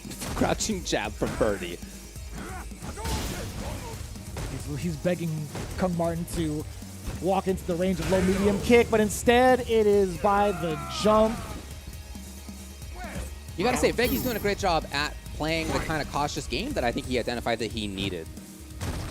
Yeah, I think he got all the nerves out of the way in the first round. I mean, end of round 1, I think it was. Bad news. Since then, he's really been settled down. I think had that gone in Kung Martin's way, I think Veggie would be playing a different type of parry to this point. Nothing behind the crouching heavy punch. He actually just throws it to throw it. Yeah, how about that? Yeah. We did see him whip punish against the jury last time. Oh! Looked for a little bigger. That could have been a pretty significant whip punish. Oh, speaking of whip punishes, Veggie utilizing that standing medium punch at the perfect range. I would have thought that Ken can do like Fierce DP when he blocks stand Fierce kind of close-ish situation that we've seen several times so far. Not the charge one though. I don't think the charge one. Gives a little bit of difference. Oh! Man pressed Fierce and then crouching jab, expecting Kung Martin to move in. That was so good from Veggie. It makes sense. Technically that's a spacing trap, right? Sure, yeah. I mean, well, if you expect the opponent to bring out something slow, right? If you're looking for them to dash in, or if you're looking for them to press a heavy button, okay. I would see that more. Like, man, Yeah, again, you're buffering it either way. -6 on block is that Fierce, right? 100%. So you're stealing a 10-frame gap, I guess. Yeah. What about charged, by the way? It's still -6. No way. I thought it was different. Yeah, so That did I. sucks. That's why I looked it up just now, to be that's kinda honest. It still is -6. That's actually pretty rough. I'm not gonna lie. I understand men RD's gripes a little bit more. Ooh! Veggie was ready. Martin continues to look for something to get started with. And unfortunately for him, when he has had those hits, here's a chance. Here's a chance. No, you didn't even get those hits out, friend. A little bit of nerves. The nerves, yeah, Watch out for the clearly. throw, do it. Because, like, clearly the strength is there. Clearly the skill is there. He knows what to do. He's not getting it. You got to feel for him on that. It's in your hands now, brother. Right. That was sick. Right. Veggie was like, he was waiting for that to happen. Kung Martin, again, showing off that card that he was jumping around. He had done like a jump medium kick earlier, just completely missed the mark. Opted to do it again, but Veggie, again, he was just waiting in the waters. As we've seen so many times. Okay, Kung Martin. There we go. Look, if playing calmly and stably, no. Oh, it's going to be a tough one for him to look back on and think it's going to be a tough one. Oh, and that's a lot of damage. This is going to lead to a guess for game scenario, if I'm not mistaken. You get to dash up and potentially command grab the game. There was Wake Up Tatsu here last time, nothing. Even closer to that win condition. Veggie just one medium or a heavy button away. Oh, that's huge. Okay, gotta make it count. There we go. That's huge damage and huge corner carry. Oh, he was very light on the pressure. Yeah, peppering in that back medium punch, you still could have gone into the target combo and fireball regardless. Like, you're spending a little bit of that trigger, but you're still keeping yourself at advantageous positioning. So again, Kung Martin, again, if you're listening, you had the right ideas for sure. Oh, of course, yeah. I think there's just nerves pretty much came into play. You had a crush counter and then a stand jab follow-up. You could definitely tell there's a lot of nerves behind it. But Veggie, again, if to be honest with you, had Kung Martin walked away with the first round, we would have seen a completely different score, I think. It's very possible. That was a swing moment where both of them were fumbling a little bit. And if you can recover in that situation and get the W, you're right. From a mental perspective, easy to continue that, right? Kind of a snowball. Okay, whew, I settled down enough to take that W. Good. Now I'm settled down. But if you lose it, it can have exactly the opposite effect. And that may have been what happened to Kung Martin there, unfortunately. Yeah, again, you can see the strength. You can see there's good stuff there. Veggie said, up-and-coming player. I can absolutely see that. Absolutely see that. And sometimes, for a player who is on the come-up, what it takes to get over that hump is to have a loss in a situation like this. Sure. Where you got to start thinking about how to settle yourself down and get back to how you play. If you're just playing on ranked, in your pajamas, hanging out, you know, you got your kitty cat or your puppy nearby, you got your pillows that you're resting on. I'm just describing myself. Yeah, but you are. I was like, go on. I realized halfway through. But no, that is a very different mindset than playing in a top 8 at CPT. And even if you are doing exactly the same things, you're playing against the same people, you play against on ranked, as Veggie talked about, it just has a different feeling. And hopefully he can make that recovery, and in the future we'll see more from him. That's my hope. I feel like getting yourself in that comfort zone more often is going to be helping you throughout your CPT no matter what. I feel like, you know, if you have that comfortable pillow, if you have the pets hanging out, like, Well, you know, I'm gonna treat it like ranked again. I'm just like, oh. Some Veggie, people like, do that, yeah. right? Some people want to have that same experience. Yeah. Other people have more of a feeling of, I need to be in serious mode. And that may be having literally a different physically sitting arrangement. Oh, it's a 15-degree forward. Right. Is what you're Seriously, saying. some people, it just depends on the person, right? Some people want to have that feeling of, this is something normal I do every day. And other people want to have the feeling of, this is a different situation and I got to get into the right mindset and physical space for that. It does get a little Depends on the nerve-wracking person. too, yeah. It does. It really does depend on the person. What's going to be pretty interesting to see as we move on to the next pairing. Rickemans Barnett versus Michael. Hey, Rickemans, how'd you get down here? How did that happen? How did that happen? How did the player who won the CPT last time and who is currently has gotten second place in the last 2 World Warriors, how did he get down here? Well, he lost to Yonzai. And of course, we saw Yonzai play earlier. Unfortunately for him, lose to Torpon. But Rickemans Barnett now has quite a road to take in order to end up taking this thing. If he's going to do it again, it's going to be a long road, man. But his opponent here is Maiko, who lost to Ixion. In winner's side, had to be Cooley, M16, Kajius as well. That's right. Yeah, so had to take down a Chun-Li on the way over here. We did see Maiko utilize numerous dolphin dives. That was actually pretty fun to watch. Sure did. Let's take a look at the quotes going into it with these two players, or at least one of them. That is, Rickemans Barnett says, "I've played Veggie a ton in the matchup, and I'm very confident in it being not favored. But the Finnish boys, Yonzai, already surprised me once, so I'm not letting my guard down." That's right. He's got a Finnish opponent again here, hopping across the Gulf of Bothnia between Sweden and Finland. As far as what Maiko has to say, it is a little different. He's taking a little different tact on this. Here's his quote. Quote, "Gonna be real. Just put all your money on Rickemans Barnett." Oh, man. Come on, man. Come on. So that he could, like, put money on himself, right? Is that the play? Yeah, you think he's... Okay, That'd be okay, cool. all right. That'd be pretty cool. Let's do it. That makes sense. I like that. I like that idea a lot. It's like, put it all on Rickemans so I can take it. Right, yeah. He also said, as far as his fact about himself, Street Fighter V was my first fighting game I started to actually learn to play. But yeah, look, again, I am hoping that he comes into this with that as a joke and a little bit more... You know, being in here, I want to see the competition. I want to see the competitive side. Yeah, don't give it to him for free. No. Rickemans Barnett is a great player. You know, I understand thinking like, okay, I'm the underdog, but it's not going to be free. I hope it won't be free. Yeah, I think thus far we've seen nothing but 3 O's, right? Correct. That's all we got so far. I don't want that. I want to see a couple more games of Street Fighter, at least a couple more, huh? That would be sick. Great block right there after he did the jump in. Maiko, however, caught in the corner. Oh, that's Yes! the first time we've seen it whiff. It does whiff. It can whiff. That's wild. Maiko about to get that trigger. Yeah, and I think he's still doing a great job of not taking too much damage. As soon as he got it, oh, I thought he was going to be bringing it out. No, not quite. So did Rickman, to be honest. Yeah, I think so. That was super smart. There it is. Watch out for the recall. It's still there. Oh, man. If it had hit during the armor part. Yeah, I was going to say, like, I don't think you're going to still get a continuation, but now, after that opener, Rickman's Barnett, all he needs to do is finish it up. Yeah, it doesn't even need a critical art. I think, yeah, any bar usage, if that didn't kill, would have been just fine. Luckily for Rickman's, full critical art on deck still. Maiko, not a bad job. Oh, hang the chain. Oh, what a spacing to do that at. That's actually a really scary spot, too, considering, you know, Birdie can play in a compact way. I think within light range could get... Oh, that's huge! Watch out for the recall. Yeah, about that orb.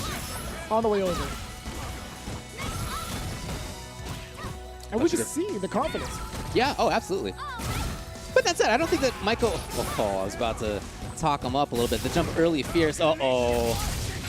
Yeah. Oh, is that late? I assume that's... Oh, no, it wasn't reversal. It wasn't reversal.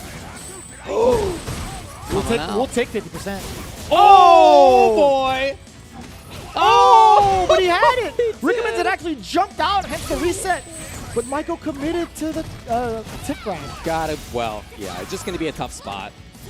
Overhead or low was the guess. And Rickman's Barnett. Guess low. He was right. Previously, he had guessed overhead. He was right there. Great offense by Rickman's Barnett. That said, I don't get the sense that Maiko is giving that up for free. I liked a lot of what we saw out of him. But, you know, ultimately, Rickman's Barnett, great awareness, great pressure. Even in the neutral game, I'm thinking back to the risk that he took on the recall for that one orb that was like within Birdie fierce range. But he just was sure that he was at the right spot to do it. There was a couple moments where Rickman had actually recalled in front of Birdie's face, despite the orb being so far away. That could have been punished with like a stand short, stand medium punch, any of the lights really, or the mediums. Okay, well, standing medium to be specific. Let's not get carried away. My bad. My bad. Oof. Oof. Oh, we love these moments when Maiko actually gets some of the openings with EX. The response to putting the orb out, I really like when the can's on the way. Oh, that's going to be huge. No, the orb's going to be in front of him, actually. Just outside of the explosion radius. Oh, boy. He may be able to super on this. I think it's a main. Yeah, I think it's going to happen as long as the combo is true. Oh, he no! Dropped. Yeah, the drop the medium. Was that a spacing thing? I'm not here to tell you I know how Because her I think, combos. like, frame data-wise, he still should be able to get that low medium. I would think so, but I don't know. Oh. Maybe he was banking on that. He's like, you know, I'm going to pretend I dropped it and then go for a throw. Oof. And I love that. I don't know if that was preemptive or not, or him reacting to the jump, but that standing medium punch just covers so much distance. Oh, what did you grab something? It was command grab, but he wanted crouching strong for sure. Makes sense. Or did he?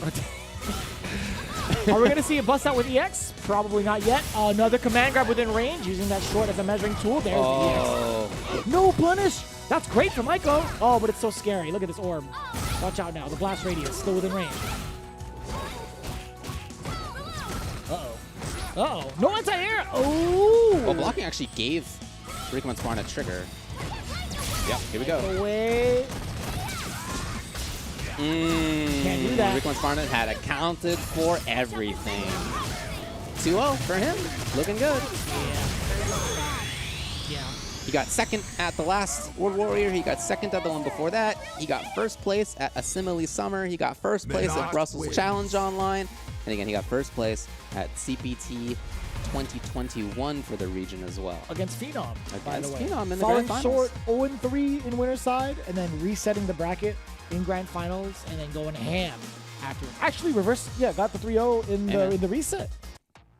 But I will say for Maiko, though, I think there was, like, shades of potential in there, utilizing some of the EXs, catching Rickman's off guard. I think we're starting to see some of the weaknesses, like, some of the delayed normals that Rickman wants to press. I think Maiko can take advantage of that on Maiko, but he has to get to that position first. Right.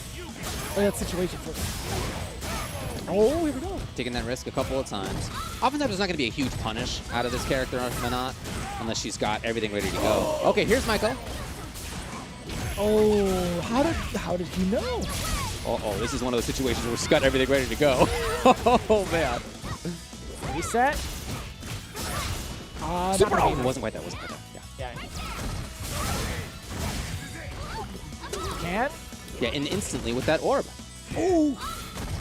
That was actually fortunate for Rickmans to just kind of land on the can. Again, the orb on response to the can consistently. Here, can he get the super? Not quite. But it all works out for Rickmans Barnett, who now is at match point. I couldn't even tell if that was the orb hitting Michael on the way back or if it was actually an exchange of the anti-air. That's tricky. But either way you spin it, Michael is now down again against Rickmans Barnett, looking at match point, no conversion. From the side of Rickmans, could have been a big critical out opportunity. That is a huge crush. We haven't seen that thus far. No. Again, just stopping the armor against Michael. He's utilized that forward heavy punch a lot. 1 out of 3 thus far, but no big punish from Rickmans. Just a jump in, and this is going to be huge. Drop City, what's happening? Command grab with the intention underneath the jump medium kick. 1 for 4. Do we count those if it's not EX? I don't know. 1 for 3 though. But yeah, as you said, Michael has not really been punished bad for most of those. Again, try to Rickman's super ready. He's buffering.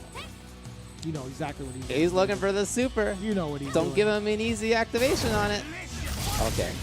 But not instant pressure there either. Here we go. Just like that. Rickmans Barnett's going to seal the deal. 3 games to 0 against Maiko, eliminating Maiko from the tournament. Well, I think you could really see that Rickmans Barnett knew exactly what to do in many, many of those situations. Clearly, lots of practice against Veggie, as he said that he had just very, very quick on a lot of the responses. Very quick in jumping away against the EX Dolphin dives. Maybe tough for him not to get a credible punish in those situations, but like he wasn't getting hit by that stuff. He also was very quickly responding to Can by putting the orb out on the other side to make Birdie uncomfortable about moving. Great choice. Yeah. Did a great job at knowing exactly what the offensive setups were with his trigger. Just, again, clearly very, very good when it comes to knowledge of the matchup. Overall, I think the movement, defensive choices that Rickmans Barnett also attributed to that success, right? Even in the corner when he was trapped. I think making the right decision to jump is a very difficult one sometimes because Birdie has a really, really great solid bunch of normals that'll keep you grounded for really fat damage. But Rickmans 2 times over had made good calls against like a light meaty. No, actually, no, it wasn't even like median time, really. It was like a tick throw, and then also a command grab as well, a couple of times over in the corner. We've seen that kind of happen in their matchup in top 16, where he predicted Yonzai going for like a command grab and V-trigger 2 Bison. But other than that, I think, maneuvering past the can was pretty important as well, utilizing that mummy drill kick as soon as he found out, like, well, Michael's not going to be moving because my orb is here. I'm going to take advantage of that in the later stages of this game and initiate my offense again, which he got caught by in, like, towards the tail end of that round, actually, a couple rounds over. So very good stuff from Rickmans Barnett overall, utilizing that movement. So his reward will be playing against Dr. Gulag in the next round. You can see the matchup on the other side of things, RVA Yonzai versus Ovegi. That's what we're looking at. We have our final 6 so far lined up. And we'll get to the next round when? Pretty soon. Pretty soon? Yeah, pretty soon. Just about as soon as the Capcom optimized mobile game Street Fighter Duel is now available for download in China with a global version coming soon. That's right. The epic legend is reborn on mobile. Download Street Fighter Duel now and let's fight for each other and join the journey with millions of players to become the best fighter. Listen, man, I've been wanting to get my hands on this game for a while. My wallet's been ready for any sort of gacha that comes their way, or at least within the game itself. Really excited to see it. Well, soon. you will soon. As far as what to expect soon on the CPT, we're actually going to be going on a break for a couple of weeks. But when we return, we'll have the Asia region. Registration for that actually opens up tomorrow. Tournament will be on October 15th. Head on over to Capcom Pro Tour for more information. You can see exactly what's going on. As far as after that, we will have the EU West on October 22nd. So those are the next 2 coming up. You can see the US SFL 2022 logo up there as well. That will start on Friday, October the 7th. Yeah, man. So from Capcom Fighters on the old Twitch, YouTubes, etc., that's what to expect looking forward. If you're in the Asia or EU West regions, come on, let's play Street Fighter. Come on. Come on. Come on. Let's do it. We're going to be expecting a lot more of that a lot more Street Fighter V action, especially from this particular region. Only 6 players remaining. Still the top 2 prospects. Actually, the top 3 prospects are still in the running. That is Phenom, Rickemans, Barnett, as well as Veggie. Technically, you could say Yanzai as well because of his performance from last season. Hey, man. But we're going to see how it turns out, right? We're going to get that elimination process sooner rather than later, and it'll be after this break. Time to fight, time to fight. Never give up, we won't retreat. The ones who stand after defeat. So fight, time to fight. Glory waits for those who fight. We unite, we are Street Fighters.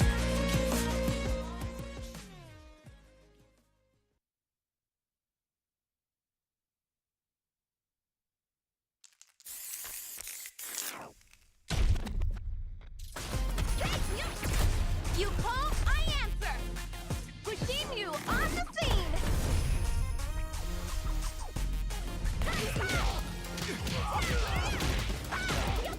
Man, come on, I'm ready to go. Calculated.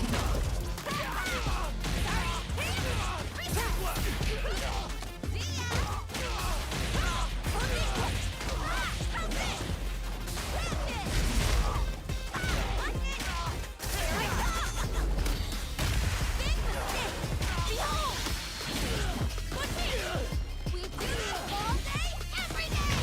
Here we are. Remix time. Woohoo! Here we go. Now, good beat. Ninja, Star, Sniper. Make way for the Ninja Star.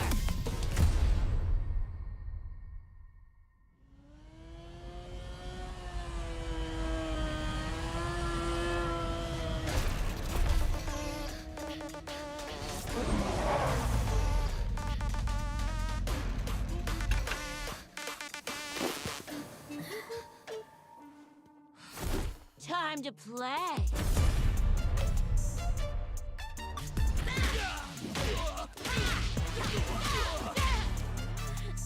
You gonna keep me waiting, babe?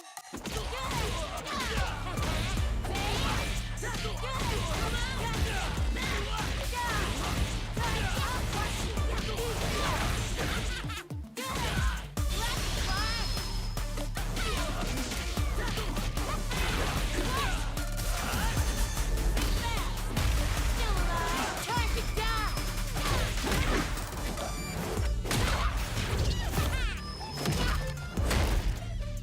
Such a lovely face. Stop, kid. You're killing me here. And only one of us is allowed to do the killing.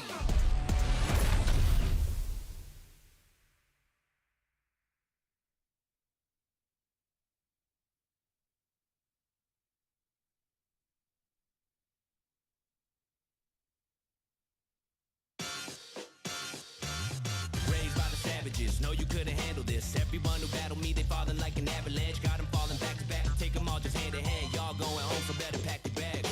I'm a heavy hitter, come take a sip of this potion. Float like a butterfly, I'm floating like the ocean. Battle cries of music to my ears, I'm the composer. Y'all can never hurt me, got you wilting like your roses.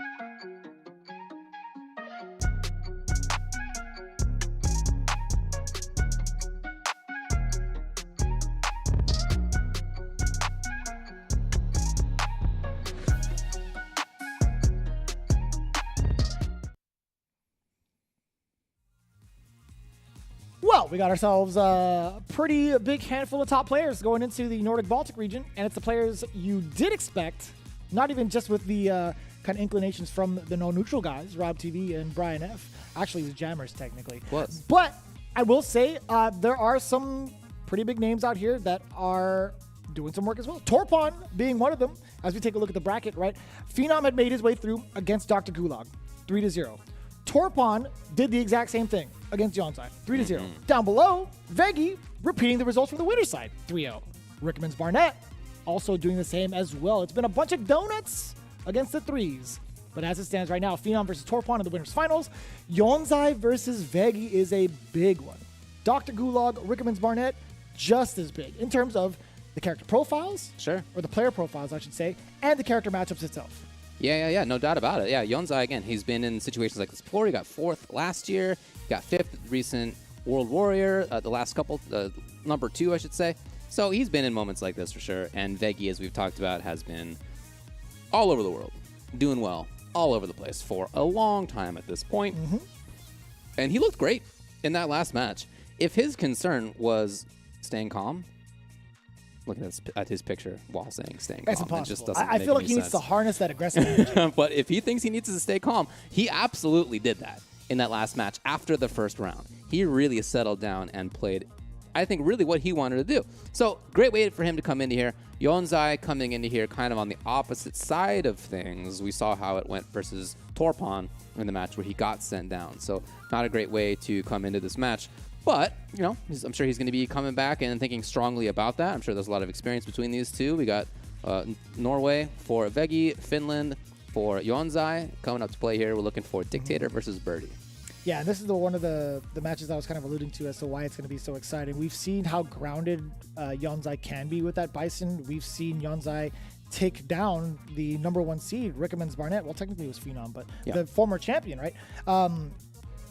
And then just get completely demolished 3-0 against Torpon in regards to that ground game. I don't know if it's like a Luke mental block, but now I want to see like how it's going to play off against a character that he's been familiar with since like season 1. Right? Birdie is going to be the choice from Veggie. Same could be said the other way around. Pretty much used to this character for Veggie, Birdie versus Bison, but there's going to be a lot of grounded play, and I want to know exactly how it's going to differ for Yonsai, or if it's going to be a different matter for Veggie instead. First to 3 starting now. We're at the Taiyo holding stage? Yo, okay, we're back in Street Fighter League Japan? Sick. That's cool. That's awesome. Oof. Ooh. Wow, okay. That was a cool little spacing trap. Down forward Fierce in his stand strong. Hunting for that stun. He is aggressive, David. Yeah. Is this like a comfort factor? Is he not as scared as Ken or as Bison as he was with Ken? Maybe. He did talk about how he was a little worried about Ken. Oh, here's that neutral jump know we had what I'm identified as saying? something that Torpon never brought out. Ultimately didn't need to bring out, but Veggie in round 1 already making it known. Oh, again. Can we talk about how that was like on the same frame? That Veggie did up back and Yonsai did sweep. You know what it was? It's because he walked closer into the sweep range. Dude. Right? You're absolutely right about that. Yeah, scissor kick. Start things off. Veggie utilizing that armor. Yonsai didn't have the meats. Using the bubblegum shield. That just sounds disgusting. Fierce into Fierce, man. I always love people take up space like that. Yeah, that's a lot, actually. There's so much chip damage involved as well.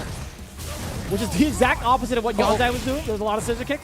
What, 3 scissors? You can't be running around the hall with scissors. Come on, man. Up close and personal. Here comes Veggie. Saving some of that trigger. The backdash is there. Against Yonsai's call out for the throw. Yeah, that was the safest option for Yonsai to go with. So Veggie knew it. Backed off. He needs 1 hit to even it up. And to get Oki as well. That's going to come from trigger, right? Oh yeah, that's what he's hoping for at least. Yonsai hoping not to let that even happen. He is fishing, sir. He is putting out the bait. Oh, he hasn't pressed the button in 5 seconds. Yonsai hanging out. Chain. Oh, he backdash? That was an option. Oh. Nice. Yonsai in the last 20 seconds He did press a couple of buttons, but it was very clearly a stay away at all costs strategy, and he was absolutely made it work out. Did backdash? That was cool. I gotta check that out. Yeah, to go past the chain. I didn't even know that was a thing. I didn't know that interaction happened because I thought there was a hitbox at the end of the chain. Yeah, dude. Yeah, no, for sure. I don't understand why it would even whiff. That was trigger, right? Or was it regular special move chain? No, I'll go back. That was later. trigger. Yeah, that's what I'm I thought. pretty certain it was trigger. Yeah. Are we tripping? I'm gonna check it out later. Are we old? Well, that's for sure. Okay. Way too close on the sweep, Veggie. I don't Your know. age, by the way. Veggies my age? Yeah. I didn't realize. I thought it was 35. Come on. Anyway, Those are the same age. When you're my Listen. age, those are the same age. it's not the same. It's like saying standing heavy punch is the same as Psycho Axe and Bison. In fact, they yield two different types of problems. Unbelievable. Yonzai back again. Oh, in and out. Hard to know where he's going to go next. Here he goes. Confirm. Still has command grab available, and Veggi's going to be waiting it out. That's totally fine.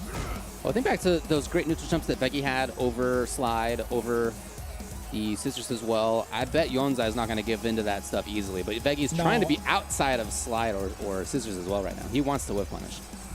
Eventually, it's going to come. If Bison gets too close to the corner, there's going to be a scissor kick. Yo, the amount of risk in that, Veggie could have just whiff punished it. Gave up on super. Uh-oh. 15 on the clock now. Veggie's running out of time. Running out of time. 10. He's got a character who can still make the hits happen, but he needs to make it happen right now. Oh, boy. Is that enough? It might be enough. Veggie, no! No! He had to go for a hit! No! Couldn't he have gone for a hit? I think maybe. I think he could have just done the zonk or something, but I don't know, man. I'm not going to tell you I know all the combos for Birdie, but unfortunate for him that Even like the a chain was crouching heavy just punch, too I think, long. for like a reset or something. I don't know. Ooh, that is killer. That is killer. Oh, man. Well, look, Veggie talked about how he feels he needs to maintain the calmness.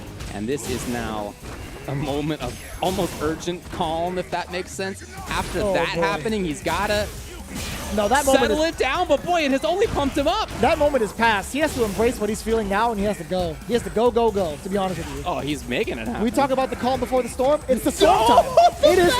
It is storm time, David. Wow. It is storming out there in Norway right now. It probably is. Yeah. Is it? I don't know. Still September. I feel like you're the only American that's not like geographically challenged or like unaware of how climates work in other regions. I genuinely feel that way. I know where Oslo is. I don't even know. I didn't even know that was a place. Well, that is a place. I add the challenge. I know where Helsinki is too. That I know. Okay, good work. Good work. Here we go. A lot of sister kicks just chipping away in. Well, we haven't seen the neutral jump in the same way. We did see the backdash, of course, in the last round, but in this round right now, Yonzai is able to avoid that stuff. And to be fair, in the moments where Yonzai is blatantly charging, like you see the walk back movement or sitting down, Veggie is moving within that space, so he's pretty much asking to get scissor kicked at that point. Oof. Can Bison not punish? I feel like that. I don't know. I'll look that up. I thought he could. -2, and Yonzai is taking his turn. And he, again, backs off. We've seen this strategy from him now multiple times, where when he's got the life lead, and at about 40 seconds, he is hanging out. Nothing happening. That's fine. Oh, absolutely. Look at how much Especially when that bigger he trigger goes 2 is on the off other this. side. Yeah. He gets to build resources, he's hanging out, he's having a good time, enjoying his pina colada. His lackeys are watching in the stage. You know, it's cool. It's a nice, good time. Famous Finnish pina coladas. For some reason, I thought that was Seth in the background. It's just Vega. It's Vega, Fong, and Bison. Or sorry, and Balrog. Excuse me. Same thing. Mike Bison. Can I still say that? I'm not sure. That's up to you. Uh-oh. Uh-oh. So Yonzai, again, with that strategy of really staying away for a lot of times. Of course, did stab in with sleep, but he had the trigger 2 just in case, after all. Caging against Veggie right now. Yeah, caging is definitely the right word for it. Again, Look at this. Having the right scissors. He could stab in at any time. There it is. And then backs off right to the same spot. He's got the strategy right now, no doubt. Oh, that's perfect. That is excellent reaction from the side of Veggie. You know what's funny? That was actually like the first thing we've seen off of the showcase from V-Ship, like what you could actually do to like punish certain things. call from Veggie, and that's a headache. For Yonzai, overhead? No, sir. It's a throw instead.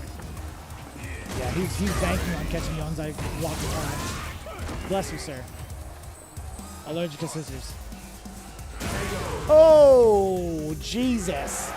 The double hammer fist off that Fierce. So far away, and that's something we didn't get to see too often. I feel like it's been a lot of close quarters for both players. More scissors than anything, rather than rock. It's a very interesting match. Yeah, I really like this. The choice of when to attack in, when to stab in, and when to kind of move away has been huge between both of them. That is to say, on Bison's side, when does he do scissors? When does he do slide? When does he move forward? And on Birdie's side, when does he move out of those ranges? That's been a huge part of this match so far. See Veggie thinking about, yeah, exactly. There it is! Again, yeah, That was so he good. just started to move away just right before that. Perfectly timed and spaced. You kind of tease the idea too. Oh, God. Who's going to clean that up later? Bubblegum on dirt? I don't know how that interaction... Is that carpet, actually? I don't even know. It's pretty hard to get out of, so. That's got to be suede, right? Oh, it's not. Never mind. It looks like clay. Anyways. Ooh. Again, jumping right over. So again, that's a huge part of this match. Checking the movement as well. Oh, that's going to be huge for Yonzai. Now gets to contain him in the corner. No, sir. Hey. Oh, just shy. No whiff punish, but still skip to my lead down below. Well, Veggie made some big reads on when to move just outside of Yonzai's ranges and get the whiff punish, get the jump, all that sort of stuff is huge. Just I love that. one boot versus glowing scissors. One little boot. Against two. No shin guards from the side of Bison, so I feel like, a lot easier to contest. Dashing up now. Full critical art, by the way, on Veggie's behalf. Yeah, he's looking for the confirm. Again, yeah, it caught David off so badly. He did not even know that jump was coming. The fact that Veggie made that right call against the scissors made David lose his mind. He imploded, actually. But moving on into it again, Yonzai now getting the quarter position. He's alive. He's back. Are you okay? I'll be all right. Got to think about super on that side. No. Is it stun? Surely. Okay. Sure is. So Yonzai's going to need a little more. Yeah. Still there. Oh, he caught the scissors on startup. You saw it. You saw him glowing. But Veggie's still at the deficit.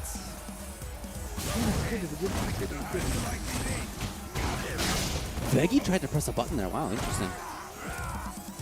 So Yonzai, again, in one of these modes where he knows he only needs one more hit. He's got that huge life lead. Yeah, and we've seen before, he's willing to hang out for 20 seconds and do nothing. So I get why Veggie would try to stab forward like that, but Yonzai's idea right there to take up space with scissors is perfect. As it stands right now, pretty much dead even in the resources down below. It's such a deliberate match. I really enjoy this so far.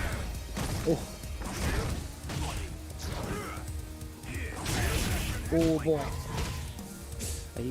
Hard to confirm that one hit. And there's so much purpose in regards to like the movement from both ends, right? You see Yonzai pretty much trying to keep himself within space to have chip damage more often than trying to prioritize like plus frames or anything.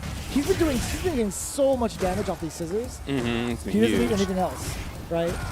But Veggie, however, he's been trying to call that out more often than not.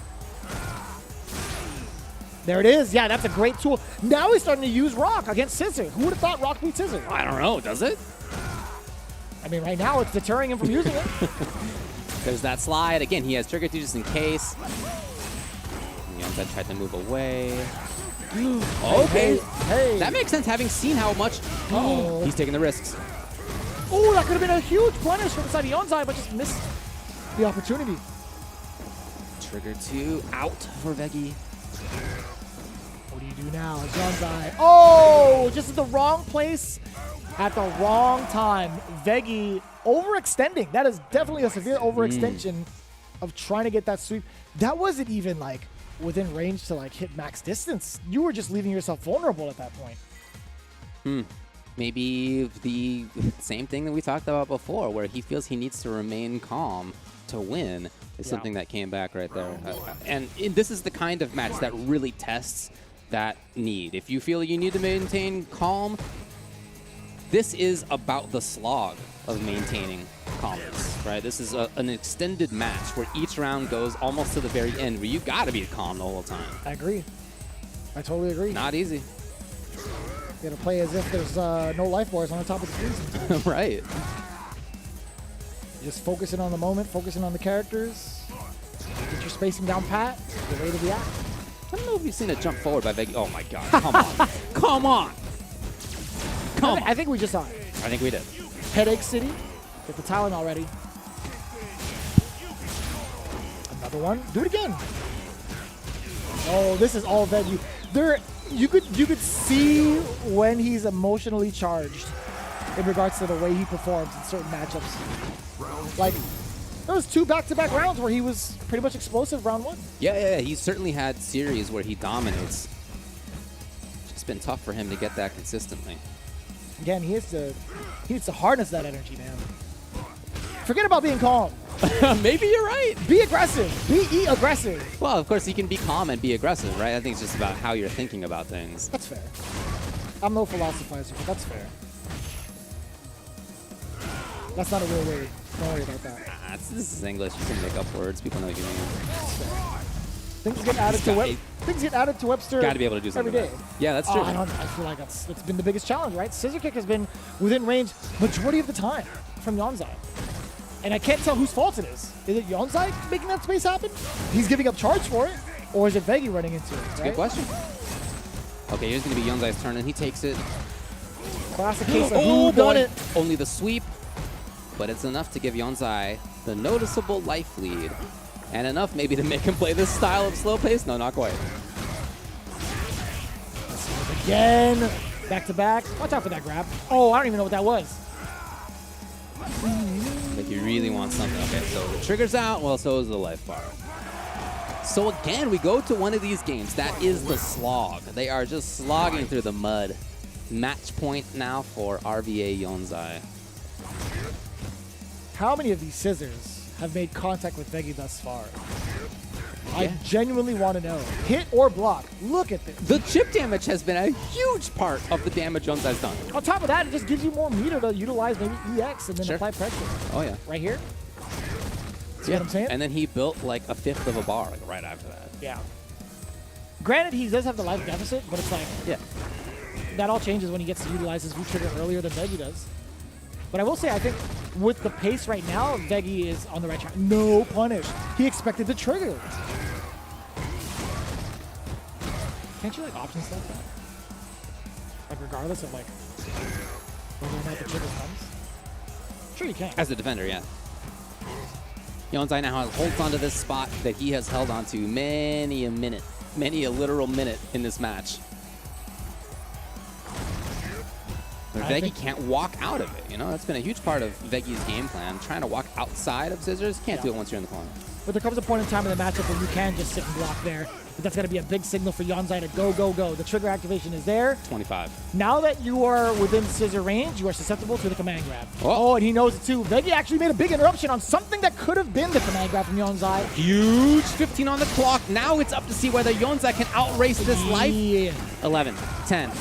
No, you have to follow up there. Yeah, you can just move out of it, but Yonzai wasn't looking for it. And again, tries to move when Veggie brings out the chain.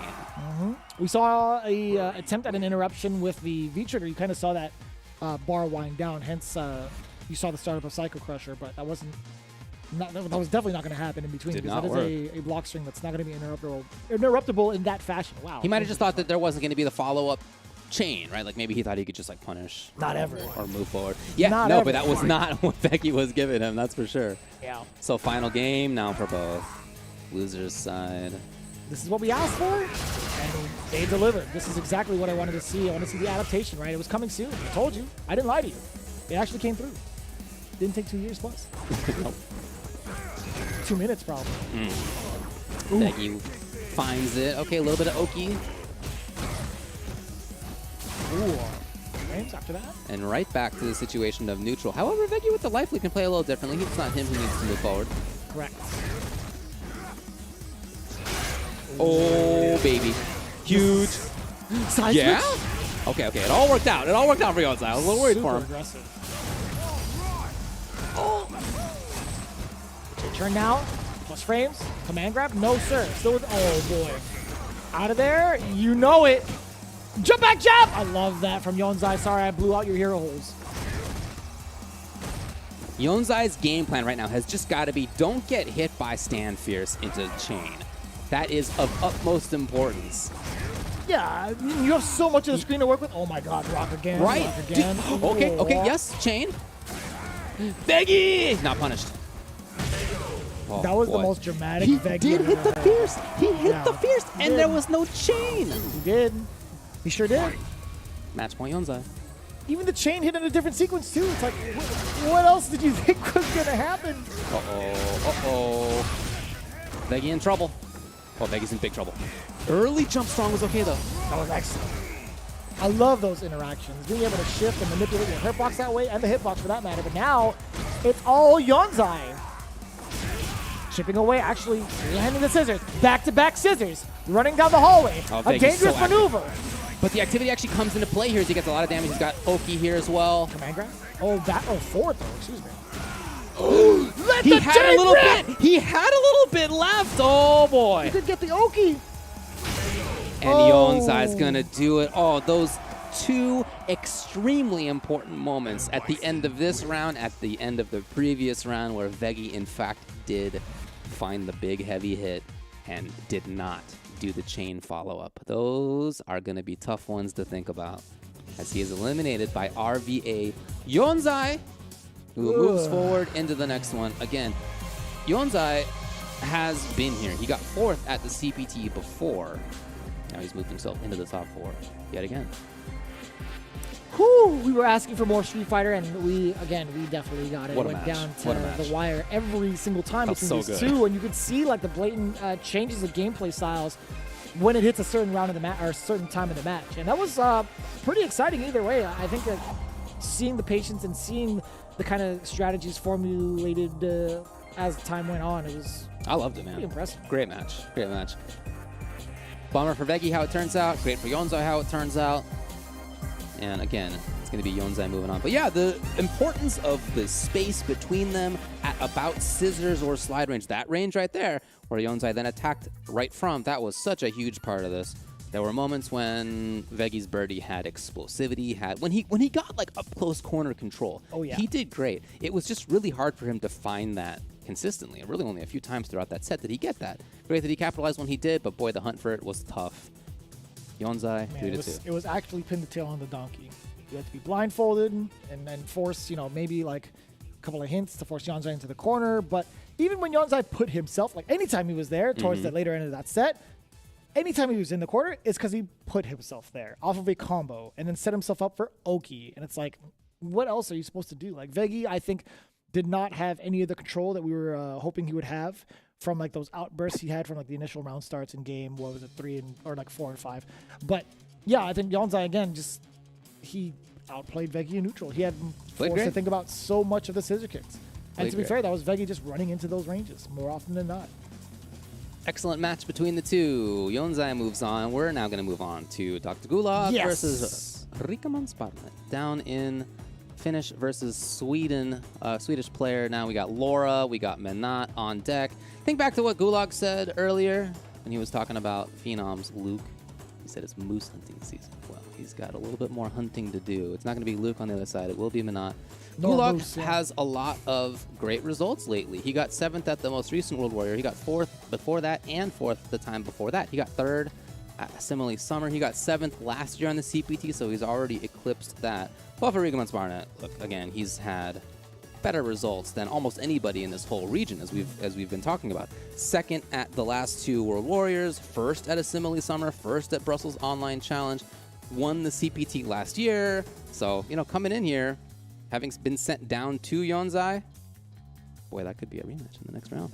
I mean, that would be pretty nice, I mean, we could probably set that up and make it happen. But I do want to know, what was Dr. Gulag's performance like last CPT? I don't know if you had mentioned that, but again, He got 7th last time. that's what it was, 7th? Okay, so already making significant progress. So Already passed big ups to that. him. Now he has to, his reward is he faced off against the guy who qualified. Yeah, exactly, yeah. For those that don't know, he faced off against technically the number 2 seed going into it. In his winners match, Dr. Gulag fell short 0-3 against Phenom. Right. Hoping to not recreate those results. Trying to be way outside of where Minot can attack, or, of course, as Laura, you want to be right in there. But there's a big range in between that can be tough. Oh, yeah. Try to run it, maybe looking for a V-shift. Oof. And again, you were talking about not being within those ranges, but I'll tell you what, standing medium punch is a great measuring tool in case it whiffs, because that means, hey, Fierce is available. However, that gave Rickamon's Barnet all the tools. Can he use them? Okay. And it is close enough. Yeah? Oh, wow. How does he know? Wow. Super good stuff. He's got one more. There it is. He's You're more looking than for the that. super. Oh, this time he makes it happen. Last match we saw him play, he did miss one of these before. This time he's on point. And that was all out of that jump out of the command grab. Yeah, and that's... Look at the damage on there. Look at the hits, 40? Yeah. That, I gotta say, you know, Rickman Barnett, their intuition is so strong. Yeah, looking great. Like when some of these command grabs happen, face off against 3 people with command grabs, technically. Yeah, and Nice you need that trigger as this character. She doesn't have a DP. She doesn't have anything like that. That was so awkward. Dr. Gulag actually got hit on the way back. Would that Right. still hit? Yeah. Well, I think you just called out movement on Gulag's side. I think there might have been an elbow. Yeah, I think you're right. Offensive V reversal. Here's Gulag looking for the hits. Overhead. I love that. Backdash. Again, you got to be great defensively with this character Minot. She does not have other tools. Only got the 3-frame. Other than that, not too much to her name.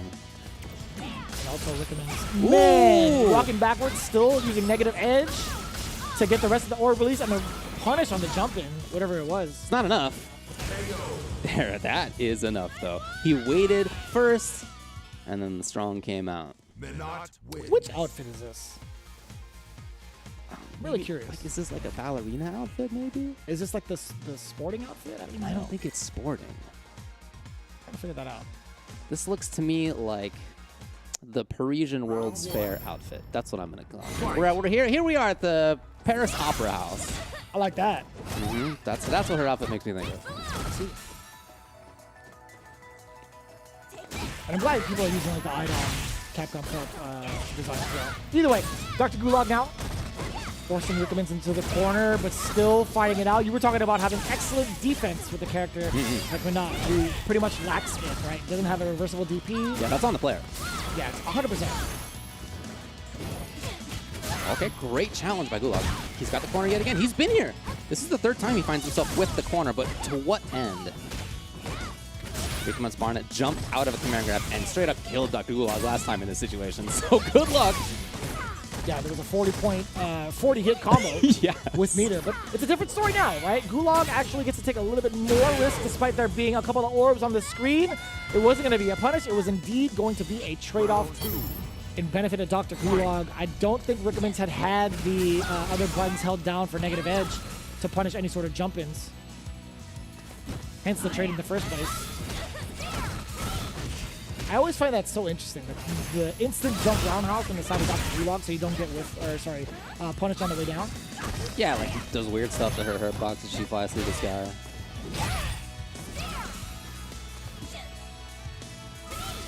But yeah, I think the repositioning of the orb is pretty important, but now it just gives Dr. Gulag party time.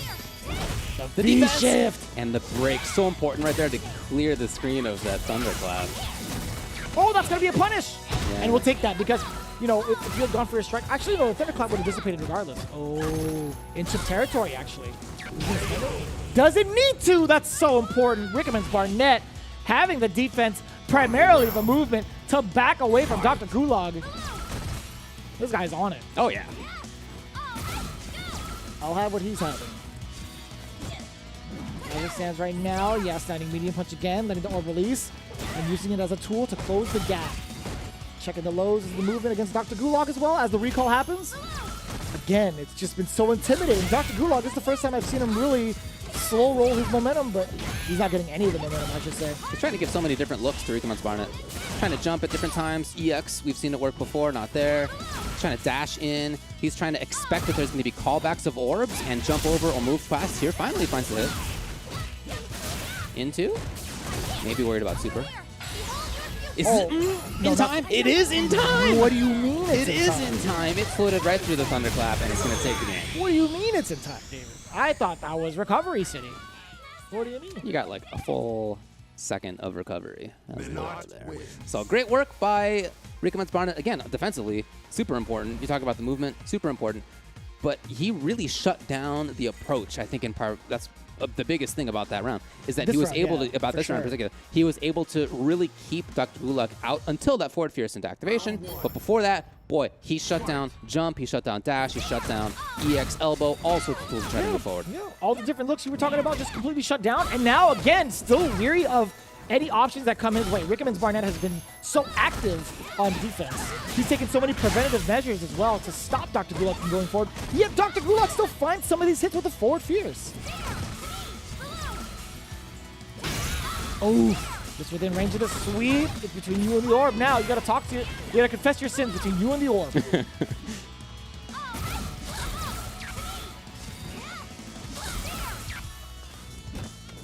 That big middle ground right there. Yeah, it's, again, if that had been the moment where I'm not called the orb back, that was a great jump by Dr. Gulak. It was just not what came.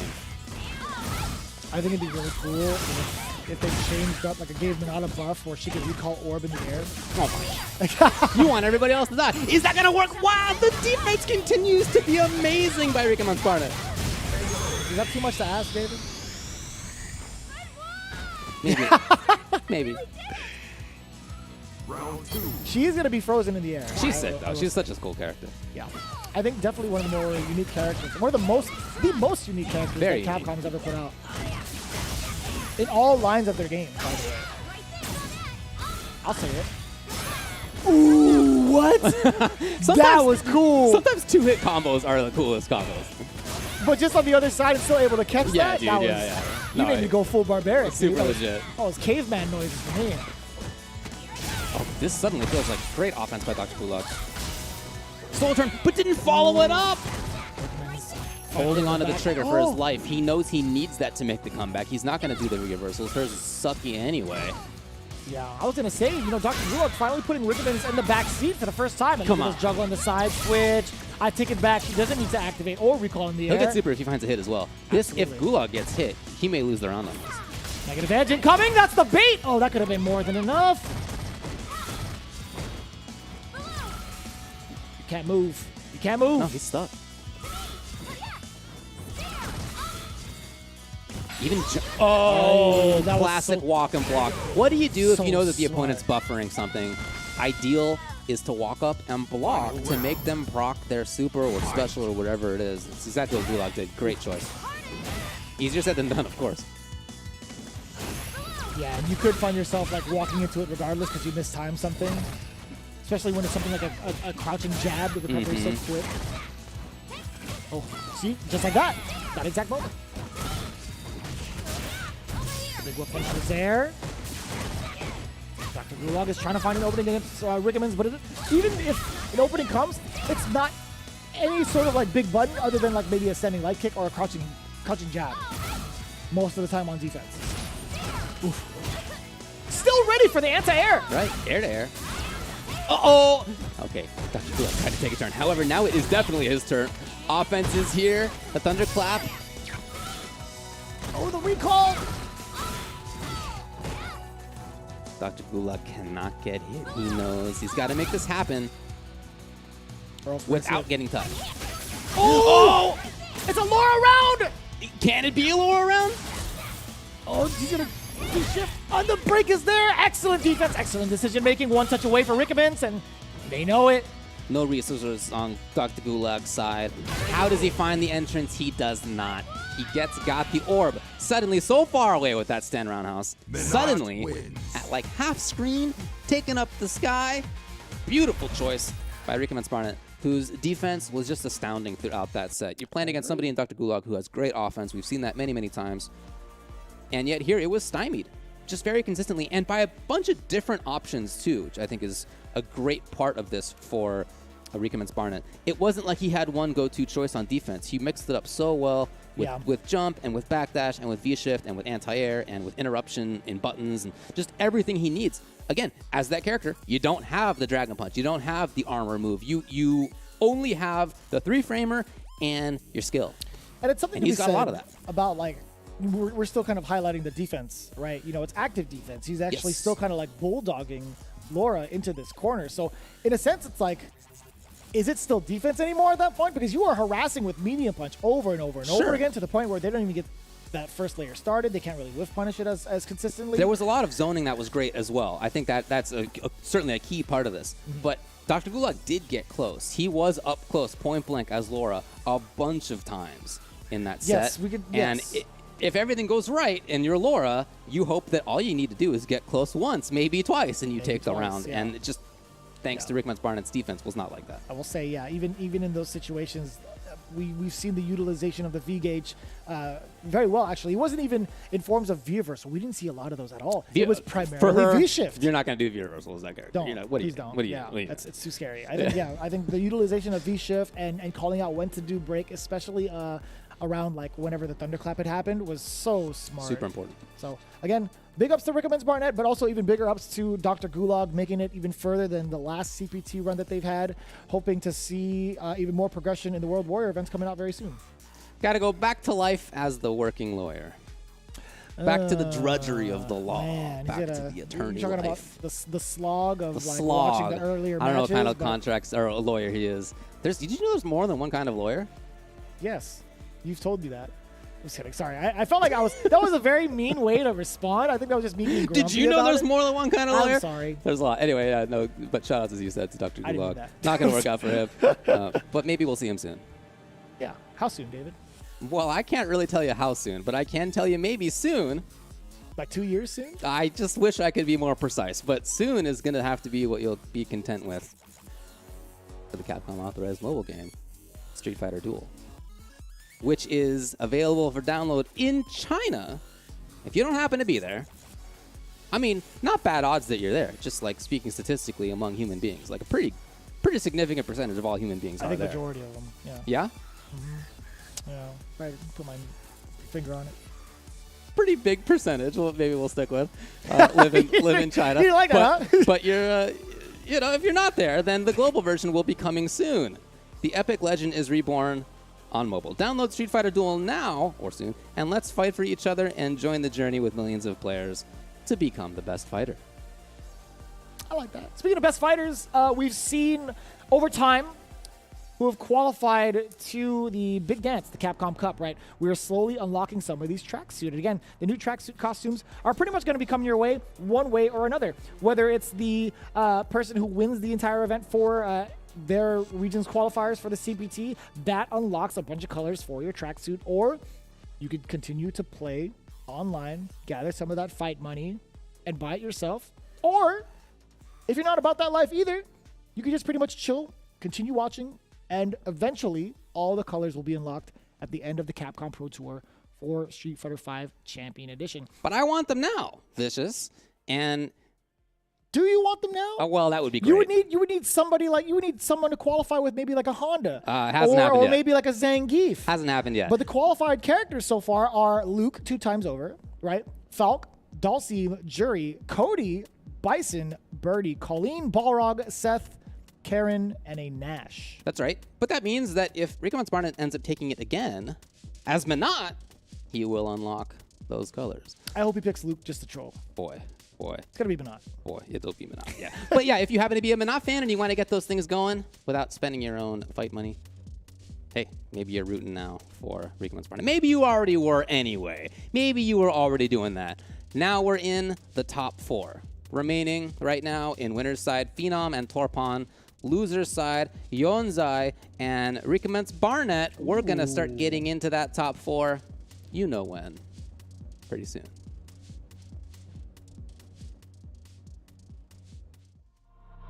Time to fight, time to fight. Never give up, we won't retreat. The ones who stand after defeat. So fight, time to fight. Glory waits for those who fight. We unite, we are street fighters.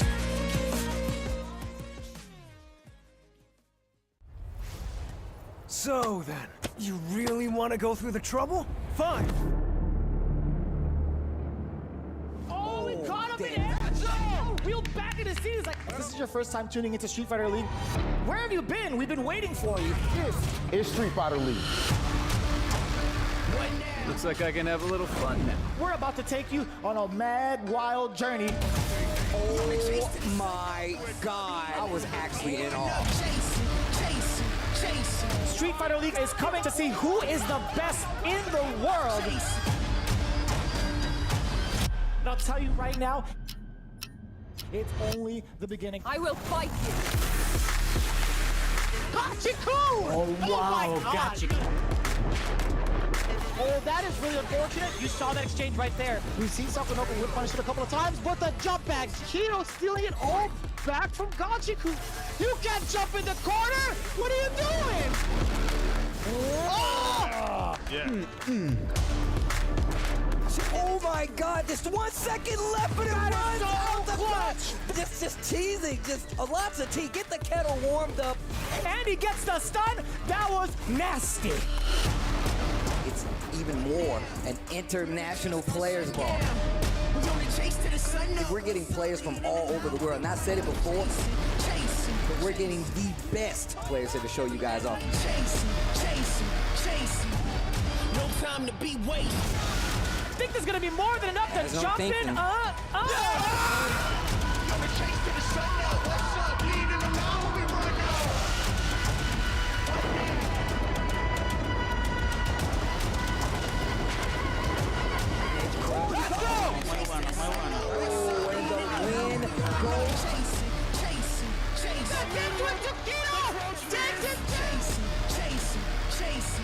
no escape. That was actually broken. That was actually ridiculous. Can I get the digital scissors on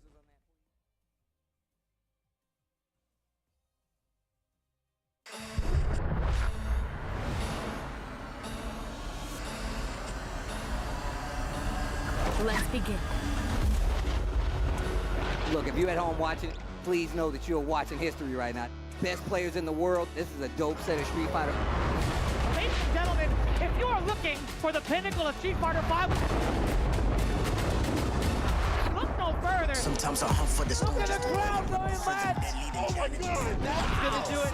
Gachiku got it. He is your champion. Hold up. Hell yeah. Oh, no. Whips. What was that? Flip that. Was that the That was so sick. He is your back-to-back champion. Ladies and gentlemen, the new guard takes out the legend. This one is where dreams are made.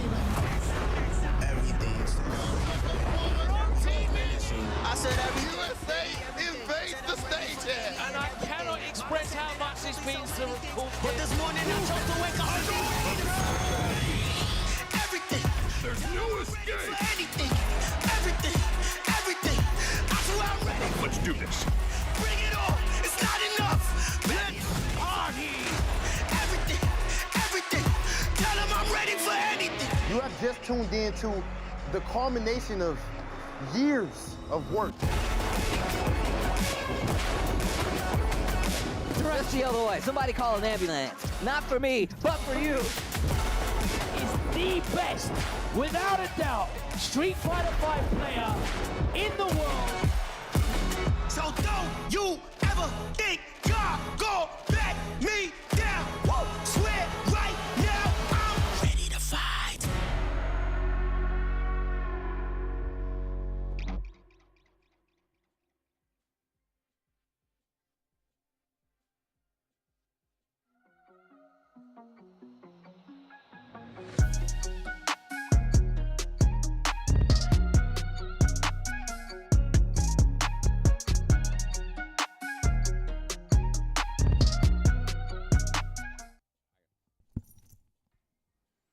Welcome back to the top four now here in the Nordic and Baltic region. As we said, we're down to Phenom versus Torpon in winner's side. Winner's finals, in fact. And on the loser side, we have Yonzai and Rikaman's Barnet remaining. So two players certainly who I think everybody expected to make a deep run, who have in the past, of course, made deep runs. Yonzai's been here in the past as well. In the top four, he got 4th place last time on the CPT. Torpon is in a different situation.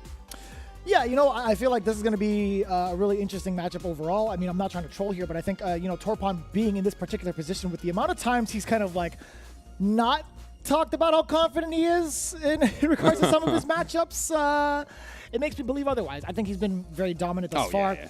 You can see somebody like Yonzai getting sent down 3-0. Even prior to that, he took down Kaji's. It's been pretty much topsy-turvy for Torpon, and also taking down Veggie, but now he has the ultimate test. Yeah, no doubt. 0-0 Phenom. This is going to be, obviously, like, majority of the games that we see in Street Fighter V are pure knowledge checks, right? But I feel like there's going to be a little bit more here. It's going to be who's going to be, like, the aggressor. I think Luke does not do well when he's bulldogged. I've seen it numerous times, at least from the way it's played stateside. I want to know exactly how much practice both of these players have against their own character. I mean, if you've been playing Street Fighter V for the last year, you played against Luke a lot. I mean, in his region, when I would watch Phenom stream or put some of his clips online, even in the VODs, I don't see that in his region. Okay, fair enough. Unless I'm tripping, but every time I would like venture off into like Phenom's channel, I don't see it as often. Fair enough. Well, I guess we will see then. Torpon, yeah, I mean, he is in a different situation than Phenom, who has been here so many times, not just in the CPT, but again, like in tournaments around the world, in majors, offline and online. And this is something he's very accustomed to. He's certainly the favorite coming into it this weekend. For Torpon, I think he was in the position that in terms of the seeding, they expected Veggie to get through.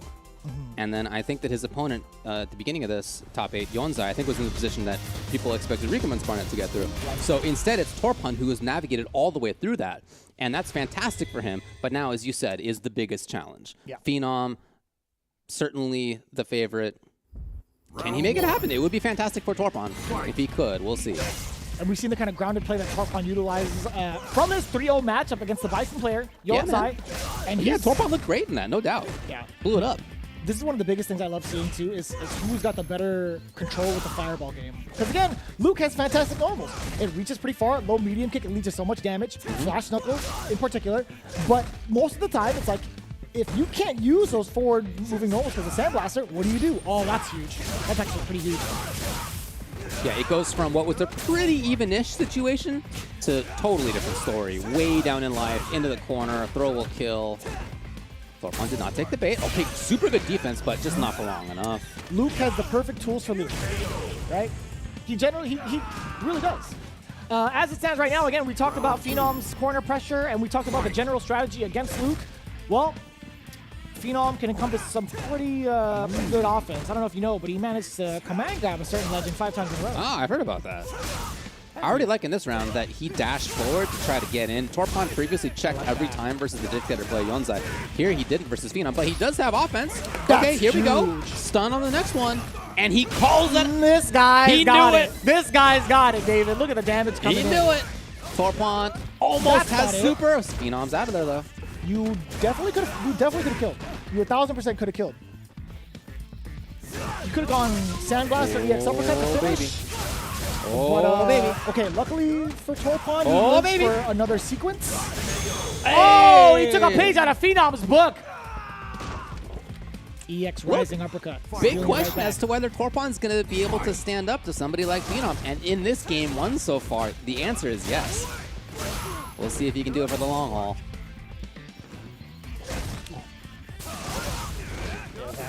I love the usage of the EX Sandblaster as well to kind of double check Phenom. But now both have loaded fists, loaded forearms technically. That's where it resides. The power. That's where it lives. It's kind of hurt. It's pretty gnarly. Yeah, I feel like he's got to let that go eventually, Yeah, right? yeah. Looks like a giant sunburn. It's just got to be terrible. Oh, okay. First big jump in. Either one of them has done, and it's Torpon who gets through Phenom. And the frame kill afterwards. Oh, that's huge! No, Phenom with a very rare. It's almost done. Stun on the next grab. Or hit. Yes. Ooh. Spending it all just like that, but it gives him the life lead. That's not bad. Torpon actually gets to utilize his own thermal barrier being that far away, but he opts to move into striking distance against Phenom. Oh, he's baiting. Thermal Barrett, still not tied, but he has enough for at least a couple of sandblasters. That's one. So close in life now. 25 on the clock. That's two. Wasn't quite close enough. Oh, that no. could have been it. But He did. Oh, that was. who even died? Torpon's the one who takes it. Game number Phenom 1. Actually falling short. That was so. That's so smart. That's actually so smart to be within that range of Sandblaster and interrupt it on the way over. That is a classic. That is a classic Street Fighter thing, by the way. That No is doubt, a no super doubt. classic Street Fighter thing. Oh man. That was an excellent game sense overall from Torpon. The way he played it out all the way through, like having the thermal barrack, having the meter, everything could have gone topsy-turvy, but he stuck to his guns. He's playing so well. I'm a fan. I'm truly a fan. And he waltzed up for the grab this time. He And puts he in a bit of mixes pressure. up his options also off of the Absolutely. throws. This guy's been mad unpredictable in offense. Ooh. Cross-cut DP. I mean, David. everything's He's the firing on complete all the package. cylinders. Yeah. This is so good. Phenom. And checking the movement, Torpon not baiting it. Or sorry, not falling susceptible to it. It'll be a knockdown. It's a chance to get the V-skill Oh, going. that's fine. Yeah, no thermal barrack for Phenom. Does have it for Torpon though. Activation plus frames, back throw is gonna be so important. Roundhouse? No, the crouching medium punch instead. Yeah, a little late too, just in case of DP. Oh, you're right. It is back on my forward throw. My mistake. Again with the Oh, he misses. he thought It's he a had it. Oh, that was a very expensive frame kill. I will say that. Thermal barrack, finding the exchange. Oh, you're gonna give him trigger. Sure You're did. dead. You're Nani? Oh, okay, Oh, Phenom ends up man. doing it, but yeah. Woo, boy. I was gonna say, I think off of that you could kill. You could do like off the activation, you could target combo into thermal barrack, if I'm not mistaken. Ooh. This character's a character. Oh yeah, the big opener now. Torpon actually had whiffed that in the previous round, but now finding the mark, that standing medium punch. And I'm glad he didn't commit to it because that second hit would have whiffed, 1000% from that far. With the counter hit pushback too, not a good deal. Ooh, there it is though. Uppercut. Watch out for the EX. Not there. It's actually not there. He waited. Yeah. So Phenom's activated, but just like that, knockdown yet again. Torpon playing it safe-ish. Oh, the trigger is on deck. Do you activate now as Torpon? You have to activate now as Torpon, right? To get yourself another one? Plus We'll frames, see. plus two. Activate now. Hey. He tried to. Phenom got the better of it. Firing away first and a counter hit. There we go.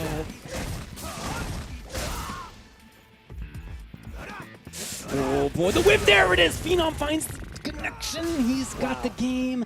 But this is a hard-fought battle between both of them. Very hard-fought so far. I would have expected maybe like a thermal barrack to kind of push Phenom just a little bit further out and then try to go for like a whiff punish, but that was actually really well placed from Phenom. As soon as he saw like the thermal barrack, he gave like, you know, caution to it. He walked back a little bit. He's like, oh, he's not gonna do it, huh? I'm gonna go ahead and fire away with the spheres. Pretty good from Phenom, not backing down either. I like the challenge from both ends. That's something to expect from Phenom. He's not somebody who backs down very often. Guy's an actual fighter. Uh-oh. That was a really clean counter hit conversion off of the guy's jab, the big interruption. Torpon's moving in ways he hadn't been before, and Phenom is very stable, calling them out, ready for them. Caught by arms. Ooh, the charge with a knuckle. Do it again. Look at the damage with no bar required. Just a single V-skill. Grab will do it at this point. Torpon in trouble in that round. Again, it wasn't just that Phenom had the corner pressure. Phenom got the corner pressure by calling out some of the movement, reacting to some of the movement that Torpon had. And in ways that Torpon wasn't doing before. He was so much more stable. Here it is. Yeah, gotta settle down. Oh, that was huge. Or that could have been huge, I should say. Phenom still checking with the crouching jab. Now creating space for himself after those two blocked medium punches. Already back to mid-screen. Just near even? No, Phenom has the lead. Ooh. That's so smart from Torpon. Just shy 2 times over from Phenom. Right. Medium sandblasters. This is such amazing positioning by Torpon. Even on something small, I always get hyped for that stuff. Yeah, Phenom knows that Torpon wants that low medium. Oh, yeah. There's a lot of walking up and blocking from Phenom. Jeez, that's a lot of fireballs, too. Is that in time? No, okay. That was jab, too. Jab fireball. That's -4. You cannot test Phenom like that. Not at all. Torpon in trouble. As this goes on, we see more control from Phenom's side.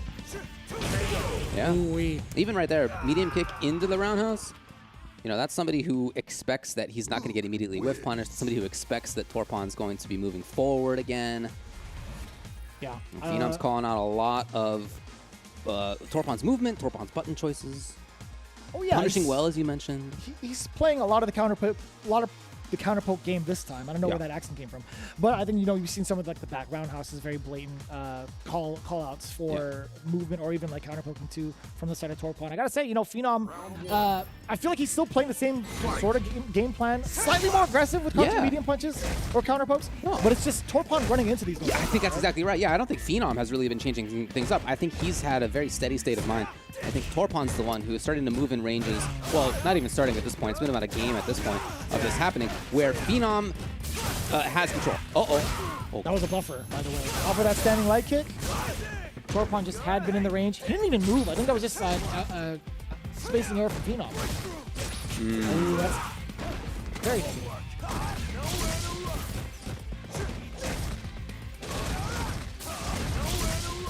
Into control. Activated. Yeah, not into too much, though. Phenom still with the life lead. Okay, they're both powered up. But to what end? Again, Phenom walking up and blocking a lot. Oh, that's huge!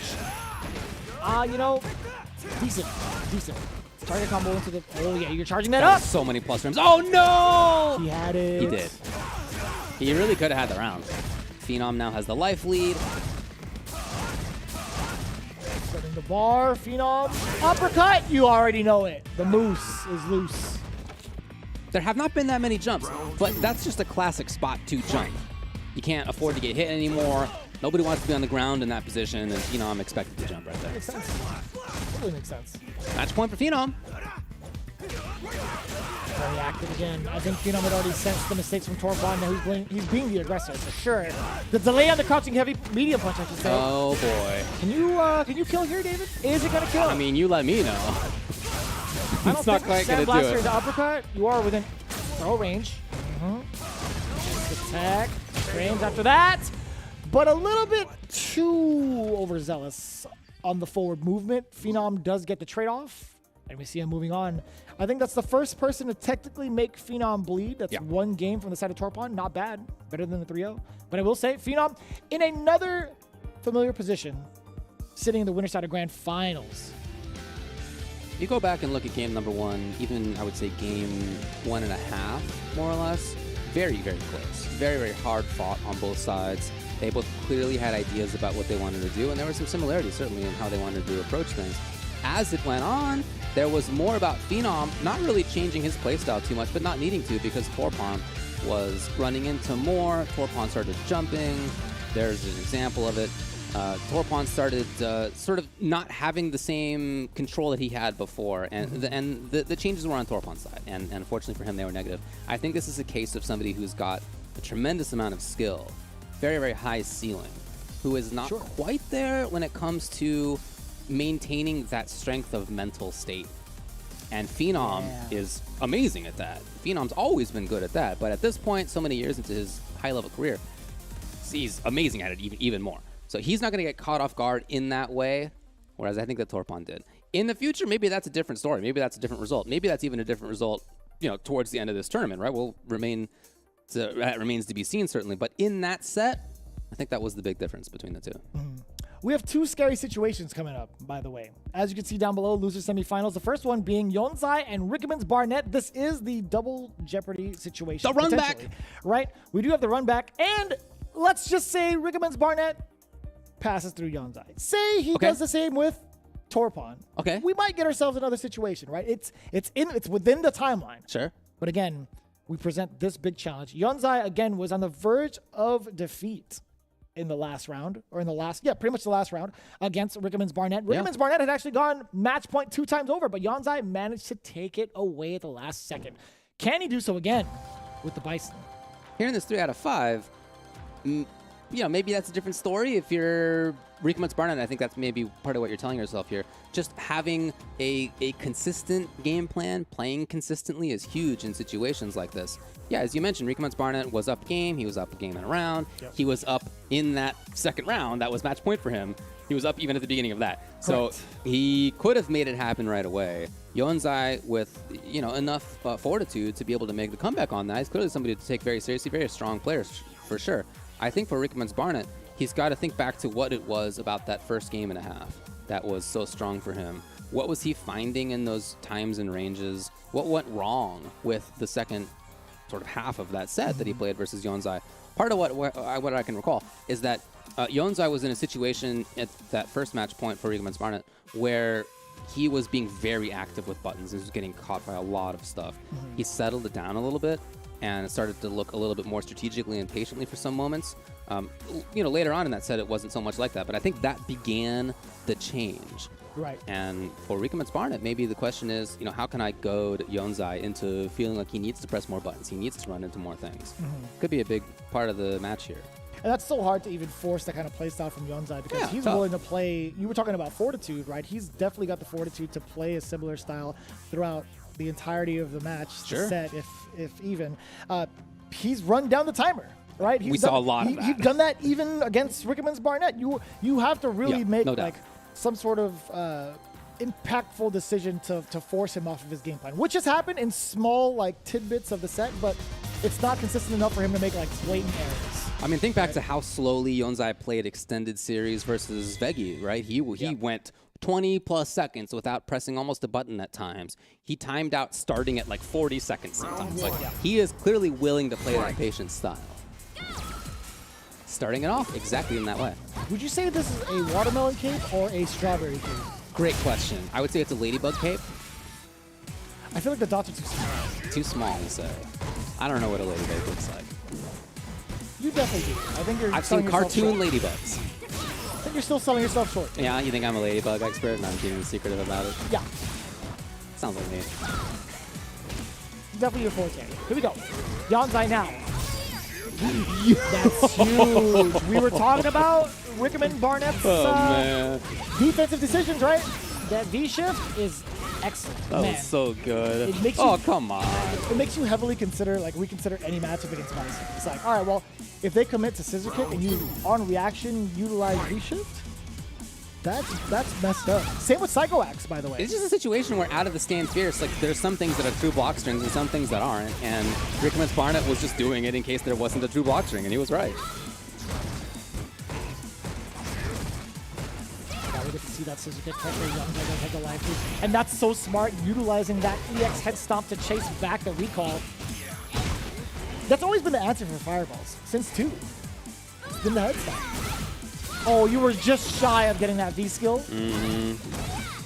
It's so important to actually catch that on contact because then she won't really have anything to use afterwards. Yeah, all just goes back if you take away the durability.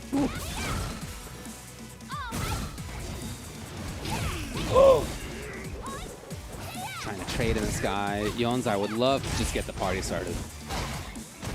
Here it is. Here it is. Frames. Command grab is not going to be the answer yet. Instead of the regular throw, cashing out on a lot of great life damage. He even waited. He even did the late Psycho Axe. He didn't want to do a true meaty Psycho Axe. Well, as much as you can in that situation, because he didn't want Rikama's Barnet to just wake up with V-shift and kill him for it. He did it slower on purpose, and Rikama's Barnet was still ready. Man, what a beast. Wow. Rikama's Barnet. Their defense is evolving before our very eyes. Super good stuff. And it wasn't even like this. This is night and day in regards to how we played the matchup in the top 16. He looks so confident, so much control. By the way, not just about zoning for him. He certainly has had good offense in this set so far, too. Ooh, that just sounds like it hurts. Just the way he just stomps on the second one. That's rude.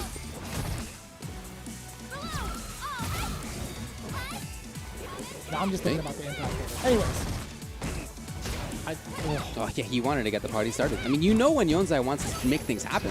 Can we talk about these drills for a second? Yeah. What are you supposed to do? Not be there, man. Don't be there. You can't crouch jab that? stand jab was a solution, maybe. Yonsei with a huge jump in, at least some damage. Oh, you're still within range. You're on top of the orb. And the standing light kick decision from Rickermans on defense to convert it to this massive damage is insane. Out of there. Devil's Reverse going to be opening, and now it's going to be potential command grab. Yes, sir. The bomb has been planted. It has been set.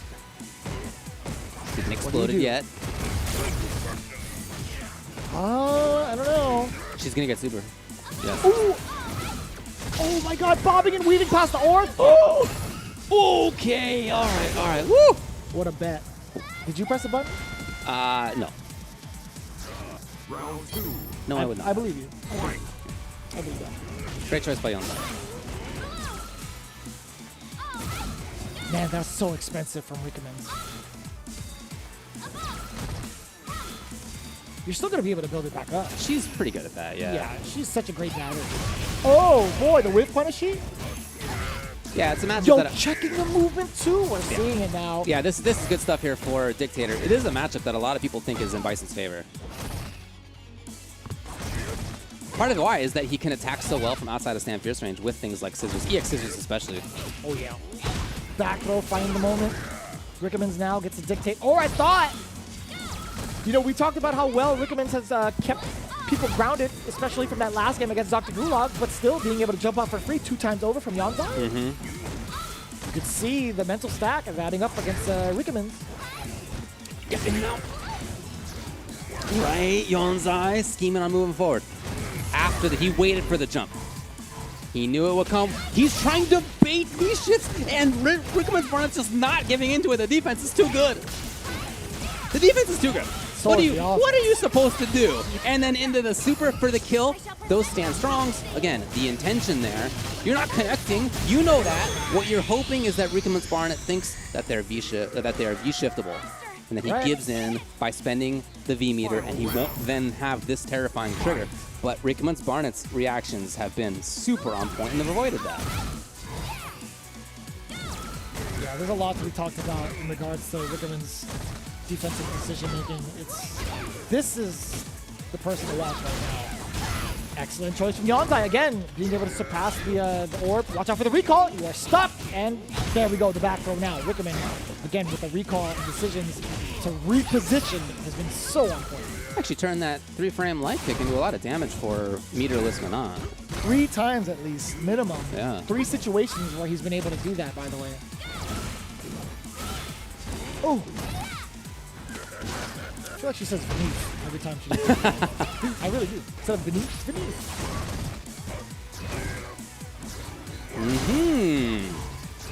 Again, same idea. Rickermans Barnett just not giving in. He's holding onto that trigger now. Here it is. Now we get to see defense from the side of Yonsei, but no! That literally 2 times over.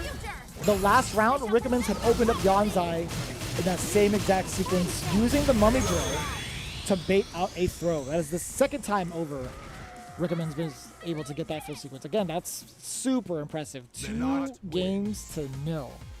As the defender in that situation, you know that the damage comes from getting hit, not from getting grabbed. Getting grab's a bummer, you don't want to lose the life, but getting hit means like the round's over and the game's over, and that is to be avoided most of all.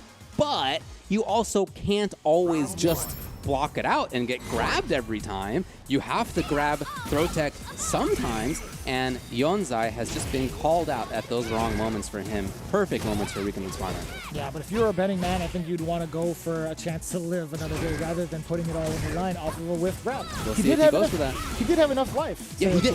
That, sure. So. Yeah, he would have lived on the grab.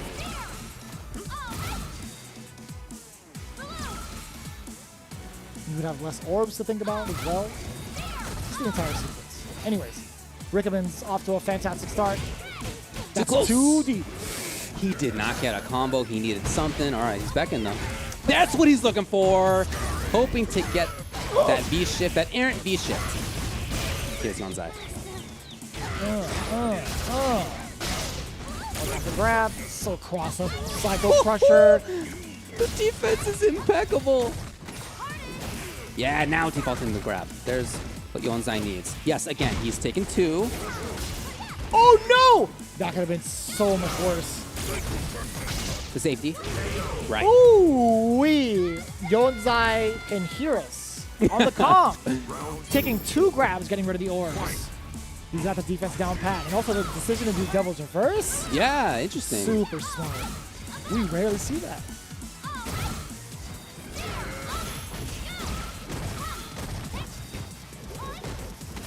Oh, that was a deep dive kick. Excuse me.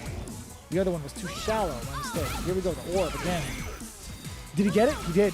He sure did. V-Skill 1 going down below on the left. Is he looking to take another one? Oh, yeah. I love that. He's in. He's here. Challenge. What? Psycho Act 6 of all to start up. Sure does. Oh, and you called it out on the sweep. Knew very well the activation would have been. Right. Can you get it? No, instead it's still Recommence Barnet, who now can chip kill. Yonzai's in big trouble. Force the chip. Oh.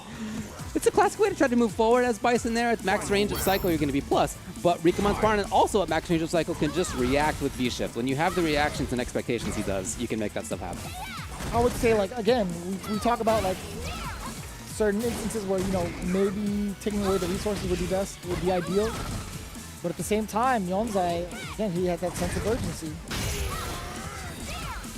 Man, he sounds like he's in so much pain. I know. I love the voice acting. Ooh, yeah, flexercising that. Oh my God! Wait a minute. Option we have not seen until what he's hoping is the last round. There's still a hitbox on from behind. That's crazy. Wait up. Oh no! Oh no! What in the world? This guy's got the reactions of somebody I've never seen before. On! This guy's right got there. it all. Yonzai is expecting break, maybe? He's expecting V-shift into like stand strong or some button or whatever. Not V-shift into dash forward grab. There were too many defensive looks from Recommence Barnet that he turned into too much damage. And I mean, I don't know how you overcome if you are that strong on defense and if you're that strong at turning it into damage. Just a really tough spot for your opponent. Yonzai couldn't do it. He had sent Recommence Barnet down to losers in the first place, and now Recommence Barnet eliminates Yonzai. Recommence Barnet had said it earlier, right? Doesn't want to let his guard down against the finish. He said he came to finish the job. So he did there in the double Jeopardy situation in a very convincing one. That's a sweet That punt. was... Thanks, man. Appreciate that. I feel like you were being very, very genuine about that. Oh, yeah. It was so sweetish. There he is. There was no way I would have caught that. Either way, what's coming up next? David, we got Torpon versus Recommence Barnet coming real soon, right? As well as Phenom still awaiting in the grand finals. You know what else is coming soon? It's my turn to do it now. The Capcom authorized mobile game Street Fighter Duel is now available for download in China, with the global version coming out pretty soon, I would imagine. The epic legend is reborn on mobile. Download Street Fighter Duel now and let's fight for each other and join the journey with millions and millions and millions at this point of players to become the best fighter. We've been talking a lot about the World Warrior series and, you know, the impacts that it's had in terms of us being able to see results between these players. Talked a lot about how Phenom has taken first place in each of them so far in this region. Well, there's a lot of others happening all over the world. In fact, there are 26 different regions with 26 regional champions. And if you'd like to find out more, you can head over to CapcomProTour.com for details. And to sign up, you can see on the right there all the partners who are helping run the World Warrior events. Lots of regionality in there. Big thing about this, I think, is really displaying the regionality of the Street Fighter scene, which is all over the world. This is on, all over the place.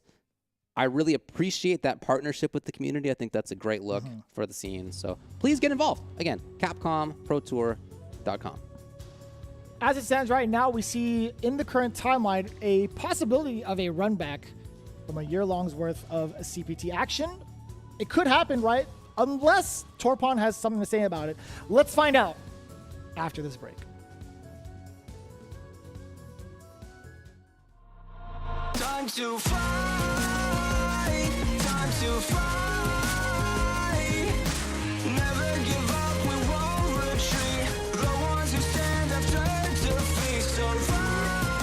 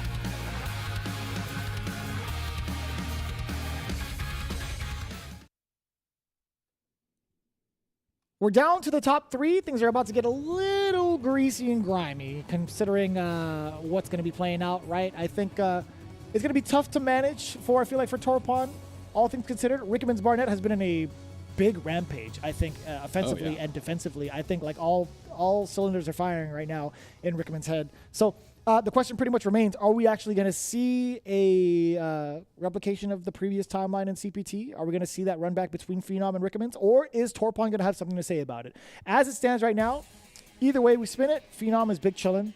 He's had a very impressive record thus far. Fell short just one game against Torpon, but I think the numbers don't tell the entire tale. I think Torpon did a fantastic job as Luke. A little bit of frustration, and it wasn't even like severe errors. It was just like movement that he got checked on. So going into the matchup against Rickerman's Barnett, I'm excited to see how this one plays out, because I don't know how well Rickerman's is going to play against Luke, really. Has Rickerman's played off against a Luke thus far? I don't recall. Well, I guess he and Phenom have probably played, but as far as today, not something that we've seen. He's made it through Maiko 3-0, Dr. Gulag 3-0, and then Yonzai 3-0. And yeah, even in the top 16 bracket, Rickerman's hadn't faced off against any Lukes yet. Yeah. So this is the matchup to behold. Really excited to see it. I want to know if this is going to be, something to expect between like Rickerman's understanding of the Luke matchup, or is it going to be a big surprise from Torpon? I'm sure Rickerman's has the character knowledge. That I'm sure of. What I'm looking for, really, I think, is for Torpon and how he starts things out. As you mentioned, he went down 3-1 against Phenom, but it was actually the first game that he won. And then after that, it was 3-0 Phenom.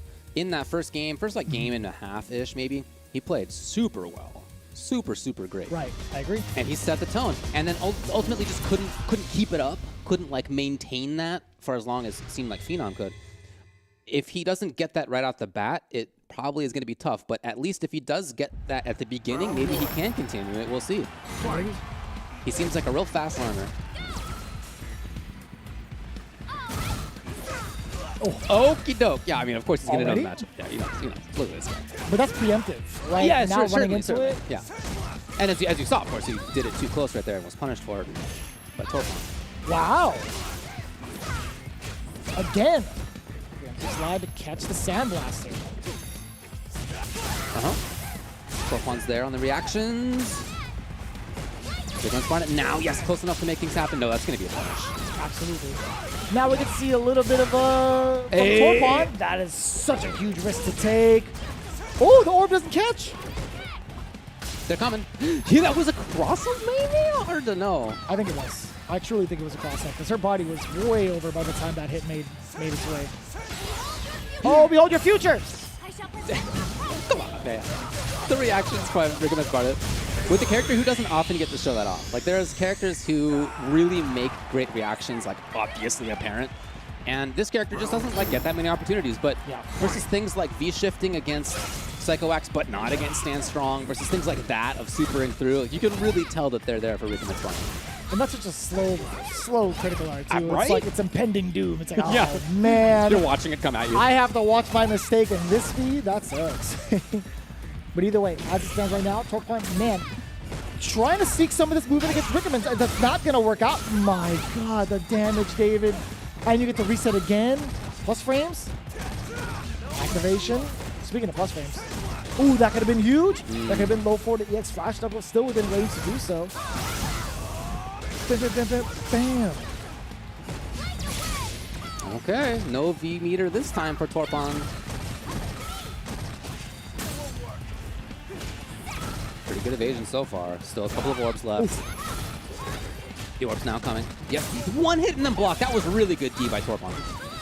Yeah, that caution jab being able to at least get a little bit of damage, or at least stop Rickerman's Barnett temporarily, but it's still, I gotta say, these mummy drills are paying off like crazy. Rickerman's has had so many openings off of these mummy drills more often than not to force people to get like, or, give them a false sense of security when you would think, oh, he's going to be within range of a throw. No, not today. It's going to be the drill. And Rickerman's has shown that hand at least 4 or 5 times thus far. So effective with it. As it stands right now, Rickerman's in a pretty good position to continue harassing Torpon. I feel like there hasn't been enough from Torpon to stop Rickerman's from moving forward. Even that mid-range right there, that's a range that Luke is used to being pretty effective at, but Rickerman's Barnett is taking up a lot of that space. Rickerman's using a lot of intuition to kind of slide through some of the Sandblasters, which is a pretty big deal to say because Torpon has not fired a single one thus far. There it is. There it is. EX.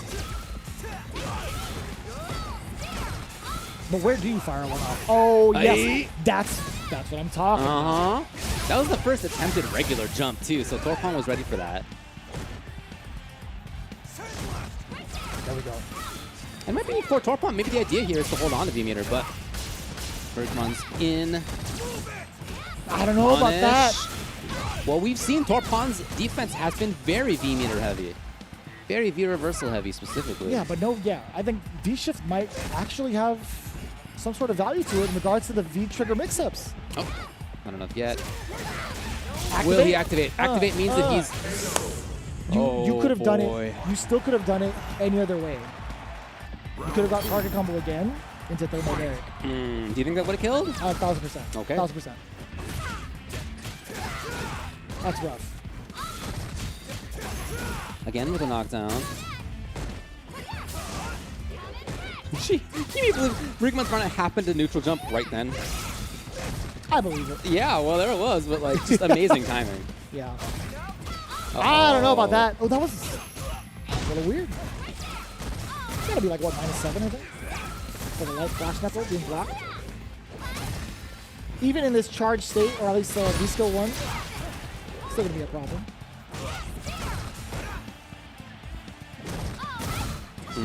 Patience there by Torpon. However, he's being cornered slowly. Not even so slowly now. But I still like the usage of the Sandblaster too. That's fine. That's Sure. totally fine. For Torpon, yeah, totally. There it is. Big opener. Uppercut. You get the dash up for Oki again. Forward throw. You lose a shot at Oki a little bit, but you have Sandblaster and Thermobaric. However, that meant that he gave trigger over to Rikamatsu. Yeah, is gonna seal about the that. deal. This is gonna seal the deal yet again. And what's funny is Rickamans had navigated her way, or at least his way past one of the Sandblasters, I think with like a swoop, a little slide. I think had it been like Thermobaric, would have run into it, at least recovered right into it too. But it's hard to say. It's really hard to say.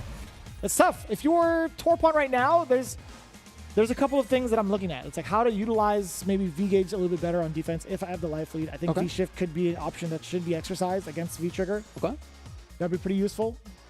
Other than that, I think maybe like Sandblaster might be also a big key in this matchup to stop Rickamans from moving forward. Sure, like he could risk the slide.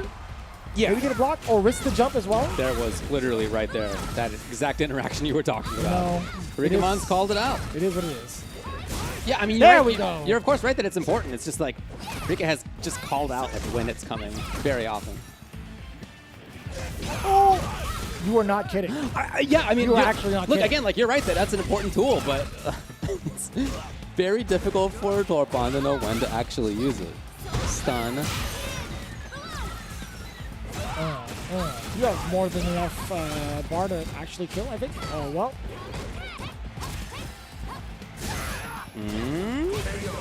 Yeah. What a guy. About that. What a guy. That is a possibility. What a guy. Rickamans had exercised, had shown that example off during the last V-Trigger activation. So, I get it. The old instant jump light kick when you're expecting a grab. The classic. Yeah. I've definitely seen that happen in a particular Midwest versus West Coast battle. I've seen that as well. Multiple Okay, characters have here we that. go. Here we go. Torpon just trying to get anything going, and as we've seen all day, the defense is there. Defense needs to come into play again. We'll see. Torpon's got great pressure. Uh-oh. Uh-oh. We're like one reset. In fact, just one maybe regular hit. That right was now. an excellent Great D, great D, great D. block from Torpon. Very important to see. Do it again. Do it again. Do it again. Why not? One opening, and it's the cross up. Rickamans Barnett with another 3-0 victory under their belt. And that was with no remorse. That setup, he's like, you know, you're not ready for this. With the utmost confidence, throwing out that setup, of course it was going to hit. 3-0. Yeah, 3-0, wow. 3-0, 3-0 since they've been put into losers bracket. Look at that. Shout outs My to God. Rikama. Yeah, just playing super well. The offense, the defense, the mid-range control. The reactions absolutely too. everything. The I gotta reactions, say, like, yeah. There's one thing to have reactions, but it's also tied into having that instinct and intuition to understand when a Sandblaster is coming. Sure. There's been so many instances where I'm like, you know, this is a very crucial part of this matchup to kind of, you know, enforce the point of like keeping them grounded. No, that's not the case Right, for right. Rickamans. Rickamans is just so in the mind He's of ahead. the other opponent. Yeah. It's scary. It's actually quite scary. Well, How very interesting now as they come into the grand finals. Phenom, of course, from winner's side. Recommence Barnet from the loser's side. Having just played against a Luke, and a very strong Luke at that in Torpon, it's only Phenom and then Recommence Barnet who have taken Torpon out. How does Recommence Barnet do the same thing versus Phenom? That's the question, right? Same exact tools, character tools that Phenom's going to be using. But, you know, will he do the fireball at the same time? Will he try to move forward at the same time? Like, just questions like that. That is going to be what this is all about, and I'm very interested to see how Phenom plays differently than Torpon. What is the difference maker going to be, relatively speaking, between him and the player that we just saw? Maybe there won't be one, right? Maybe Recommence Barnet runs away with that, certainly, but what's Phenom's intention? Like, what are the different timings that he wants to do, different spaces he wants to do? That is going to be really cool to see as we watch this Grand Finals. It's going to be a very shallow prediction, but I'm going to see a lot more Sandblasters, I think, within the mid-range, outside of maybe like a Fierce. If he runs into a slide, so be it. I feel like if it's if it's not deep enough, you're not going to really like get a counter hit situation. I think it's just like a couple of spots where that slide is not going to do anything else other than give you like frame advantage, not necessarily a combo. So I want to see a little bit of that control from the side of Phenom. I think that's going to be the name of the game here, but with a person like Recommence Barnet, with the amount of reads that they've had thus far, how do you control something like that? Easier said than done, the of question, course, right? Again, back to kind of rerouting the question, essentially. It's like, what are you supposed to do to keep someone like Recommence Barnet away from this hot streak? And we've seen, man, if you're thinking to yourself as Phenom, is like, damn, I have to do this again? I actually have to face off against this person in Grand Finals? Right. What happened last time that they played in CPT? So there was a reset. It was 3-2, done in the last round between Recommence and Phenom. However, after that had happened, Phenom decided to go with Bison and gets full-on swept 3-0. Thought of as a good matchup for Bison versus Menat, right? Yeah, as we talked about before. But as Recommence Barnet showed, obviously he can handle that. Well, I wouldn't expect that this time. It's not going to be the Nikali as well, because he also flexed Nikali during the initial set of Grand Finals, if I'm not mistaken. So Nikali has been buffed since then. You're right. You're right. I mean, so has Bison, actually. That too? For some reason. He was pretty good before. He's pretty good now. No, I mean, I guess it doesn't need to be Luke. I'm assuming, I suppose, that it will be Luke, but it doesn't need to be Luke. We've been told that it's, Luke is likely, I think, but we also know, as you said, Dictator could be the choice, Nikali could be the choice, Karen could be the choice. There's any number of characters that Phenom could use. I do like, if we're talking about the list of characters, I still think, Luke is going to be the main chicken here because of the fact that they faced off against each other in a World Warrior set.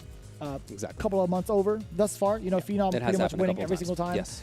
It wasn't necessarily the case where he faced off against Recommence every single time, but that's a lot of data for Phenom to have an understanding of what to do. In fact, I wish I could have seen that as like a reference point between like those two engaging over in Salt Mine Leagues.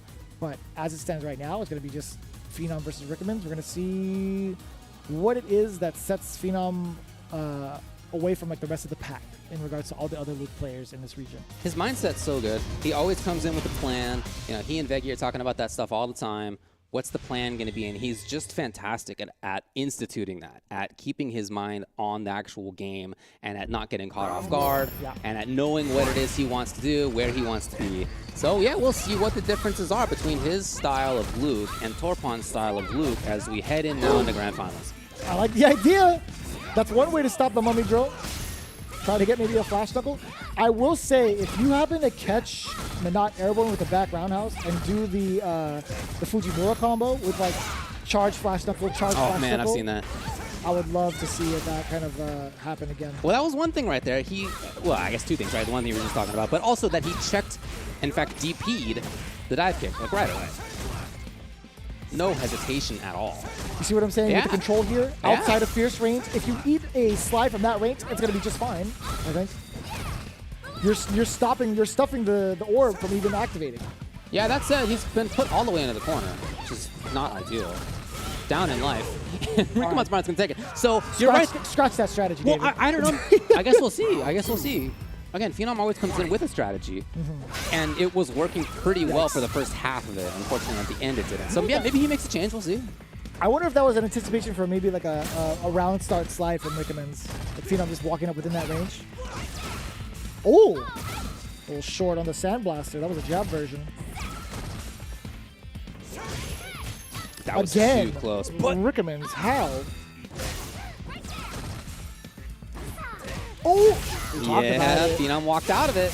Jesus, what? It's really made Ben not pay. Oh no, it's still active. That was a medium kick that got stuffed out from Phenom. That crush actually gave Rikumon's trigger. And the Here it spacing. Look at this. Oh boy, we didn't get a punish from the side of Rick. I don't think Rikumons thought that was going to come up. Yeah, he didn't let the orbs rip. He wasn't looking for the safety cover. That time That's he totally was. fine for Phenom. Oh, Look yeah. at the trade-off in damage. Absolutely.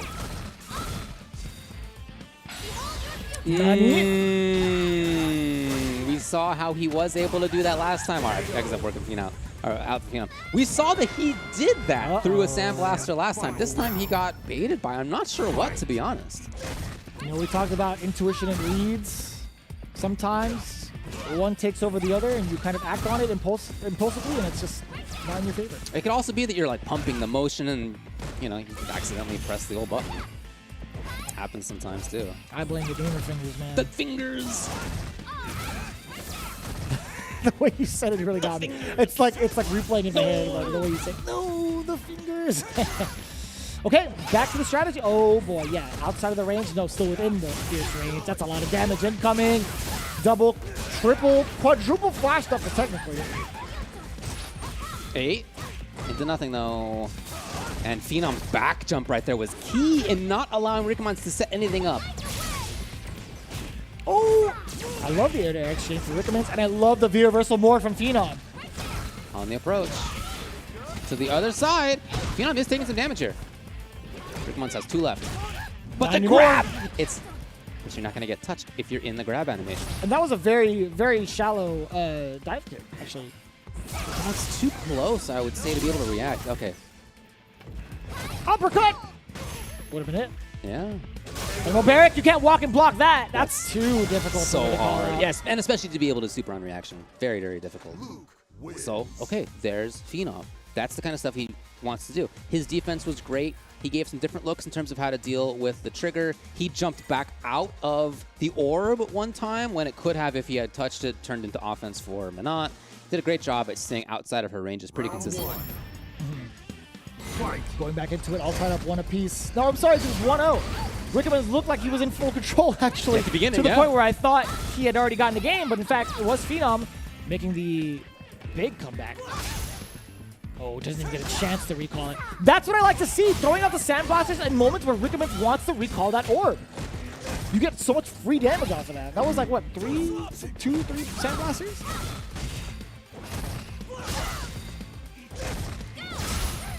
Look at that. He'll take that exchange 9 times out of 10 in terms of the damage and the meter that's built. So good for Phenom. Gives you more ammo for the flash knuckles. Hey. Oh boy. Gonna see a reset of some kind here. Oh, I think I don't think that was it. I think that was the intended combo still. Phenom knows that like anything's gonna do it. All he needs is any medium. Oh boy. Yeesh. Oh boy. And that's tough if you're Rikumons. I think the initial thought was maybe like drill. Right. I'd imagine. But just couldn't survive anything. So Phenom again with the hit. He's got the corner yet again. Okay. No whiff punish on that. Phenom has just navigated everything. To be fair, Rikumon's Barnett doing the same, but Phenom is outside of the ranges that Torpon was playing pretty often. That's so smart. Phenom covering the tracks against Rikumons Barnett. As soon as that orb is out, and there's going to be so much trouble for Rikumons to have to recall. But no, you don't get to recall for free. Yeah. Not at all. And Phenom capitalizes on that 2-0. Again, we're talking about the bob and weave situations you had briefly mentioned. Can we talk about also his active defense? As soon as the orb is out, Rikumons had tried to steal turns dashing up, or at least throwing out some of these normals. A lot of the damage that has come in after the recall, or sorry, after the orb has been thrown out, he's been throwing out some of his mediums as a counter-poking tool. He understands when he can actually counter-poke against Minot. I think that's what a lot of these players in general were missing. Not even He's just nailing it, no doubt. Are we going to see a 3-0 shutout? I'd be very surprised. Not to say it's out of the realm of possibility, because it's Phenom after all. Absolutely. Look how often Phenom is outside of her. He's just at the right spot. Like, what can you So say? good. He's just at the right spot. He's actually so good. He's a different level right now. Same, but different level, I should say. He walked backwards right there. What a genius. This guy. It's so interesting to see the back and forth and just like the decision making between both.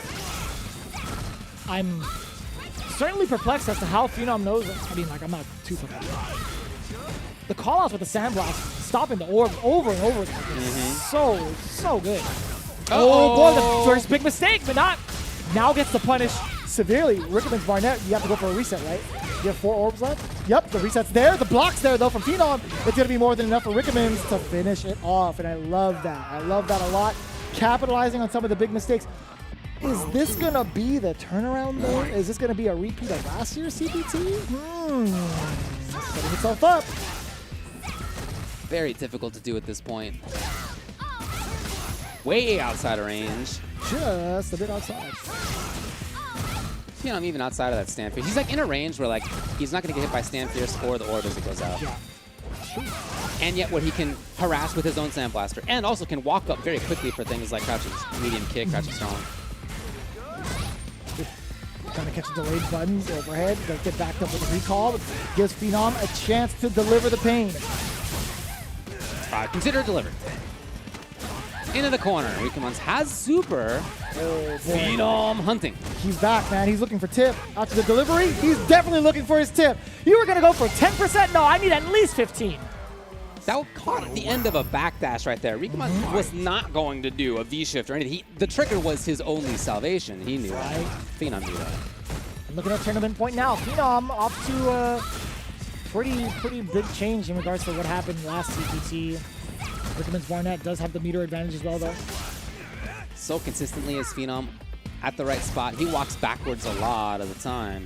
But then, as you need to knock your corner, he also walks forward at just the right times a lot of this situation as well. And navigating that little spot is just not at all easy. But he's doing it. Out of there. You shift the break, finding success in that. And now it's Rickerman's. Or fly out, a chance to V-skill up.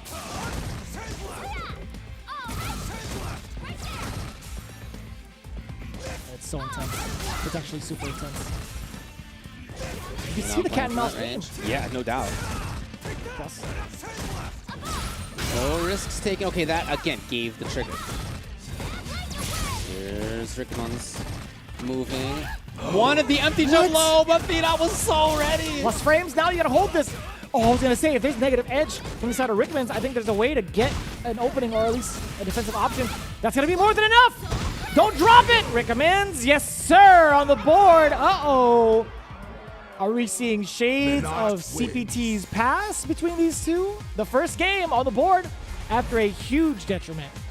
Still at a huge detriment now, I think. But yeah, from match point to the full recovery, or at least another chance at life, this is gonna be pretty intense.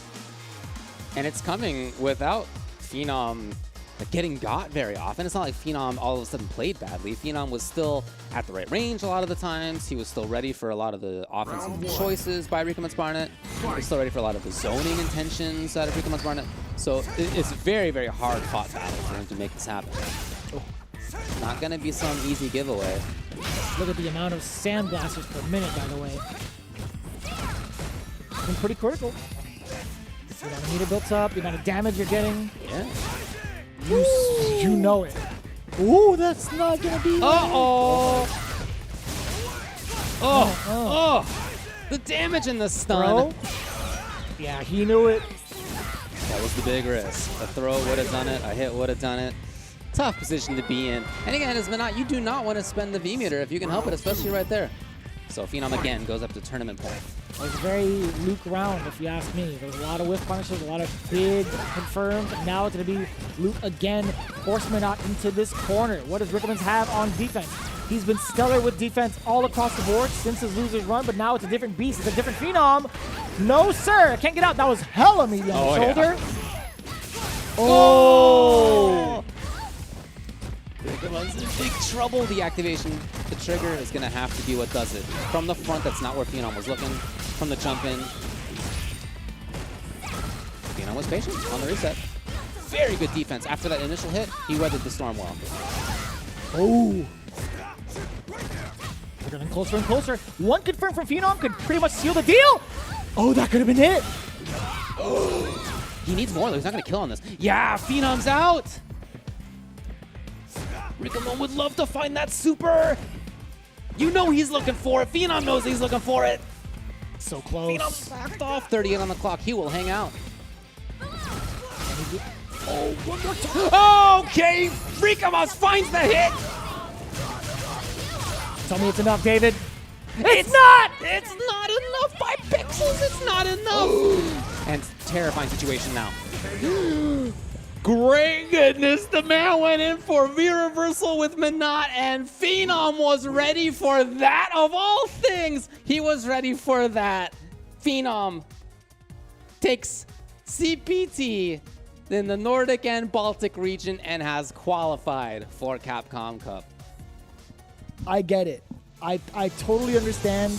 Was the idea like Sandblaster, the read, Yes. Sandblaster into Thermobaric? 1,000% it was. Would have been Yeah. super sick, but You would have wow. gotten a big punish.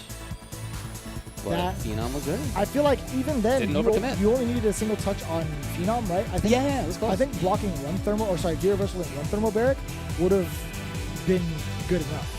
If I played that back correctly in my head, I think you would be able to recover in time to catch the rest of the thermobaric. Yeah, I mean, if the read that Rickamon Barnett had was correct, yeah, I think he would've tipped. Even without it, so you throw out a Sandblaster and Yeah, canceling yeah. the thermobaric, Yeah, yeah. sure, it's a punish for sure. Yeah, okay. But I think just thermobaric straight up, like I thermobaric, see. well, you block the first one, you go past it, I think I you're see. going to recover in time. But Okay.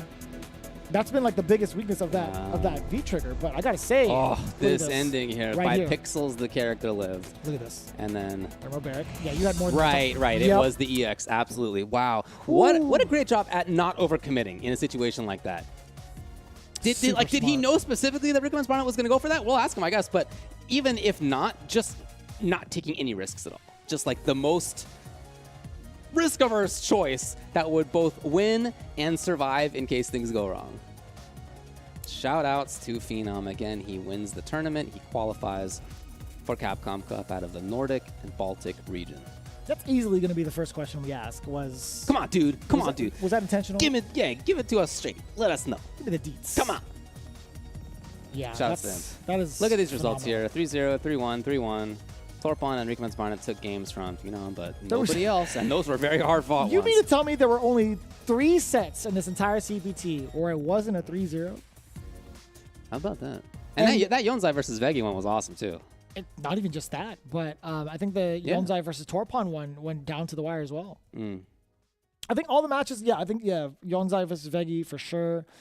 But yeah, a lot of the Bison play was pretty slow. But you're right. Even though there were a bunch of 3-0s and a couple 3-1s, but some of them didn't feel as far apart as they ended up being. Yeah, I Nevertheless, agree. that's the result. That's what happened right there, as you could see in the bracket.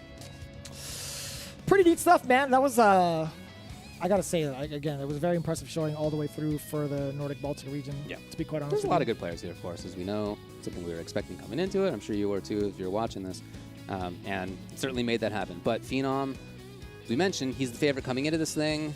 Rickamon Barnett was able to overcome that in the past CPT, but this time not happening. Hasn't happened, in fact, on the anything Capcom events this year for Phenom, who takes first place here and had already taken first place in the 3 World Warrior events the region's had so far as well. I do have my kind of like analysis for the way that Phenom and Rickamon had played pretty much leagues above, but I will make that comparison, or I will make that analysis later on. Instead, we will get an interview with the winner, Phenom, pretty soon.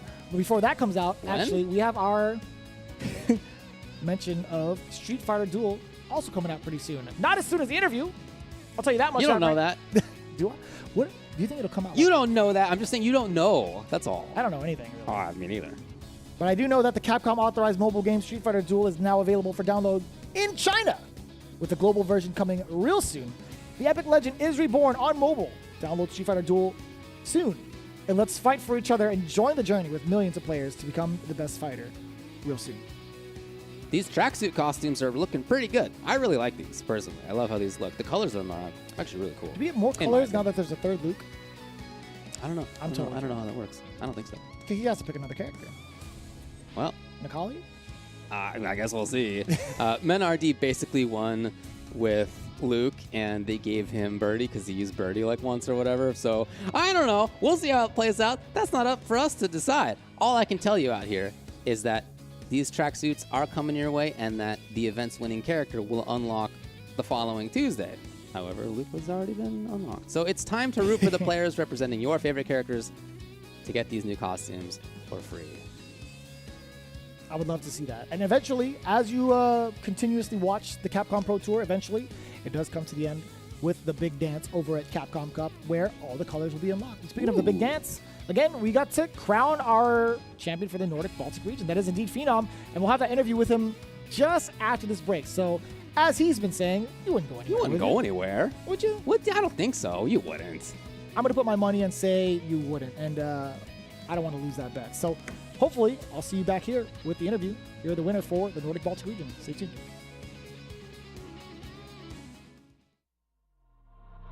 Time to fight, time to fight. Never give up, we won't retreat. The ones who stand up turn defeat. So fight, time to fight.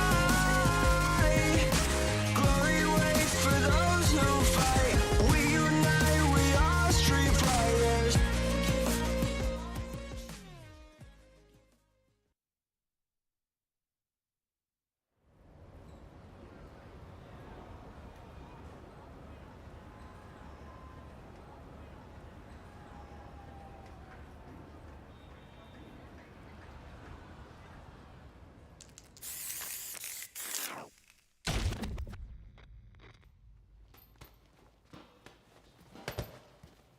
When you go looking for strength, it's not like a game. This journey doesn't have a real ending. Okay then, hope you're ready to begin. If you want to start off on the right foot in this city, hit the streets. Yeah, hey there, I do this. Never fear losing. And when I get up in the game, you're up here improving. A real problem, but I solve them all fakes proof. And if you think I'm going forward, then you talking fool. Yeah, y'all wanna win, let me spin, boy. Or dunks aside, I'm super fly like I'm hanging off the rim, boy. I've been winning for my kinfolk, and I put on for my city from the intro. Fight!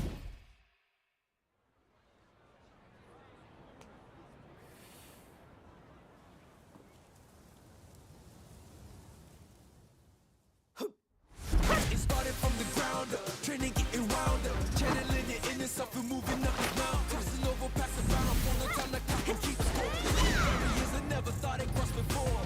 When I get tired on my knees, I got it digging it deep. I feel like I'm on the road, it really has got me. I stand high, since I went to win, no goodbyes. If you just let it get,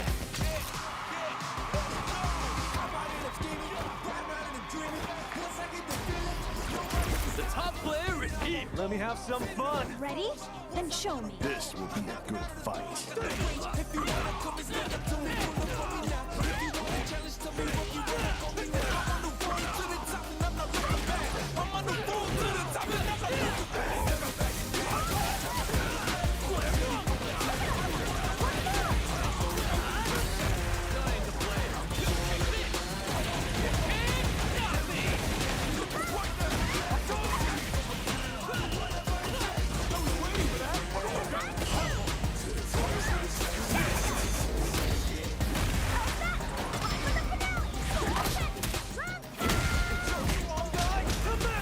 This is our destiny. My secret arts.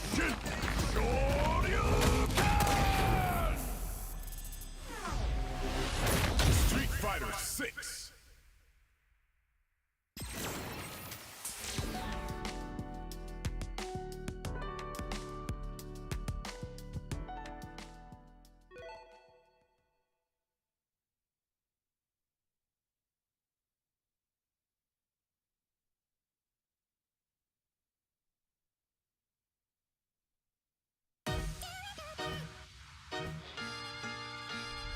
If I go too far, please forgive me.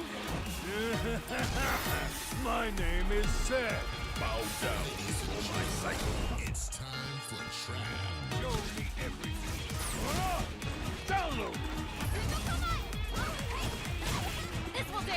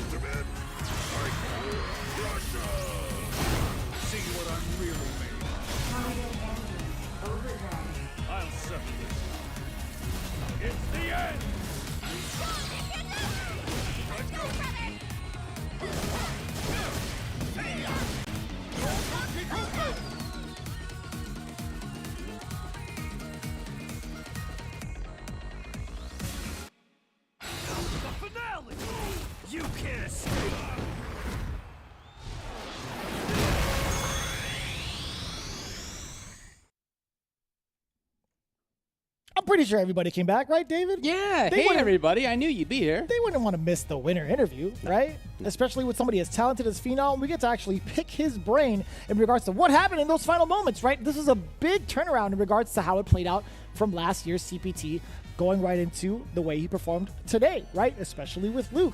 My name is Vicious, for those that don't know, as well as Ultra David. Let me reintroduce you first and foremost. Let's talk about it a little bit, right? Going into the interview itself, we have to recap the top 8 first and foremost. We've talked about some of our favorite moments, Yes. or at least with the top 16. We've highlighted throughout the course of this top 8 itself. Going right into it, let's pick something from the winner's side. David, I'd imagine your favorite moment has to be the Yonzai versus Torpan, right? I would say that my favorite moment in that winner's side was Phenom versus Torpan game number 1. Ooh, Specifically okay. game number 1. Okay. That was a match I really didn't know how it would go beforehand. I expect all the world out of Phenom. For Torpan, I really liked what I had seen before that, of course. But, it's just not somebody I'm as familiar with. So I didn't know how he would be able to stand up to somebody of Phenom's caliber. And he stood up super well in game number 1. And even game number 1.5. So that was an extremely hard-fought battle that I really enjoyed. And then Phenom continued to play fantastically, and Torpan just felt it difficult to keep up, I suppose. But yeah, I really like that winner's final for that reason. And I'm glad you mentioned that because of the way he was so sturdy in the ground game in his previous match against Yonsei. Although it is 0-3, it went down to the wire every single time. It went down to just a couple of seconds left. But he held his ground game so well. We were talking about mental fortitude, right? Not letting the stack get to you. He was exhibiting that so well, which is why I felt like it was such a surprise to see it play out against Phenom specifically in regards to him moving into the spaces that Phenom led him to, right? So really impressive stuff. Going down to the loser's side, I will say, I'm going to start this one off. Yonzai versus Vegi was also a pretty solid one in my book. Oh, yeah, that was great. First and foremost, right? Looking at the way Yonzai had played prior with that Bison, it was still pretty close. Vegi had come from a slightly shaky Kung Martin matchup where he could have gone all the way down if he had lost that first round. He was a little shaky, but as it stood, I think, Yonzai had played a very, very solid game, also playing it down to the wire. And a couple of mishaps here and there. Couple of shaky moments where we kind of question ourselves, like, yo, is he actually dead because of V-Trigger? Or how did he even backdash the rest of that chain? That's right, yeah. We still got to figure that out, but that was at least my highlight for the Oh, loser yeah, side. absolutely. Yeah, that was a fantastic match. I love the difficulty of it, the hard-fought nature of it. Neither one gave up on almost anything, and a lot of those rounds were down to the very, very end of the round in terms of time on the clock, in terms of, close life bar situations. So, yeah, very, very interesting matchup for sure. But I think other than that, you see a lot of 3-0s here, and a lot of those were by Recommends Barnett, who, although those weren't close matches for the most part, they were nevertheless really excellent displays of how to have control with the character who does not have great defensive tools herself. She's got a 3-frame button, but she doesn't have a lot of the other tools that some other characters have. Her V-reversal is not very good in most situations. Her doesn't have a DP, doesn't have an armored move. She just lacks a lot of stuff. So being able to be as good as he was on defense, even versus players who typically have great offense like Dr. Gulag, like Yonzai, like Torpan, who we saw against other people totally demolish them, Recommends Barnett had awesome defense. And it was that, as well as, the other things you expect, the mid-range, the offense, the trigger, that was all good.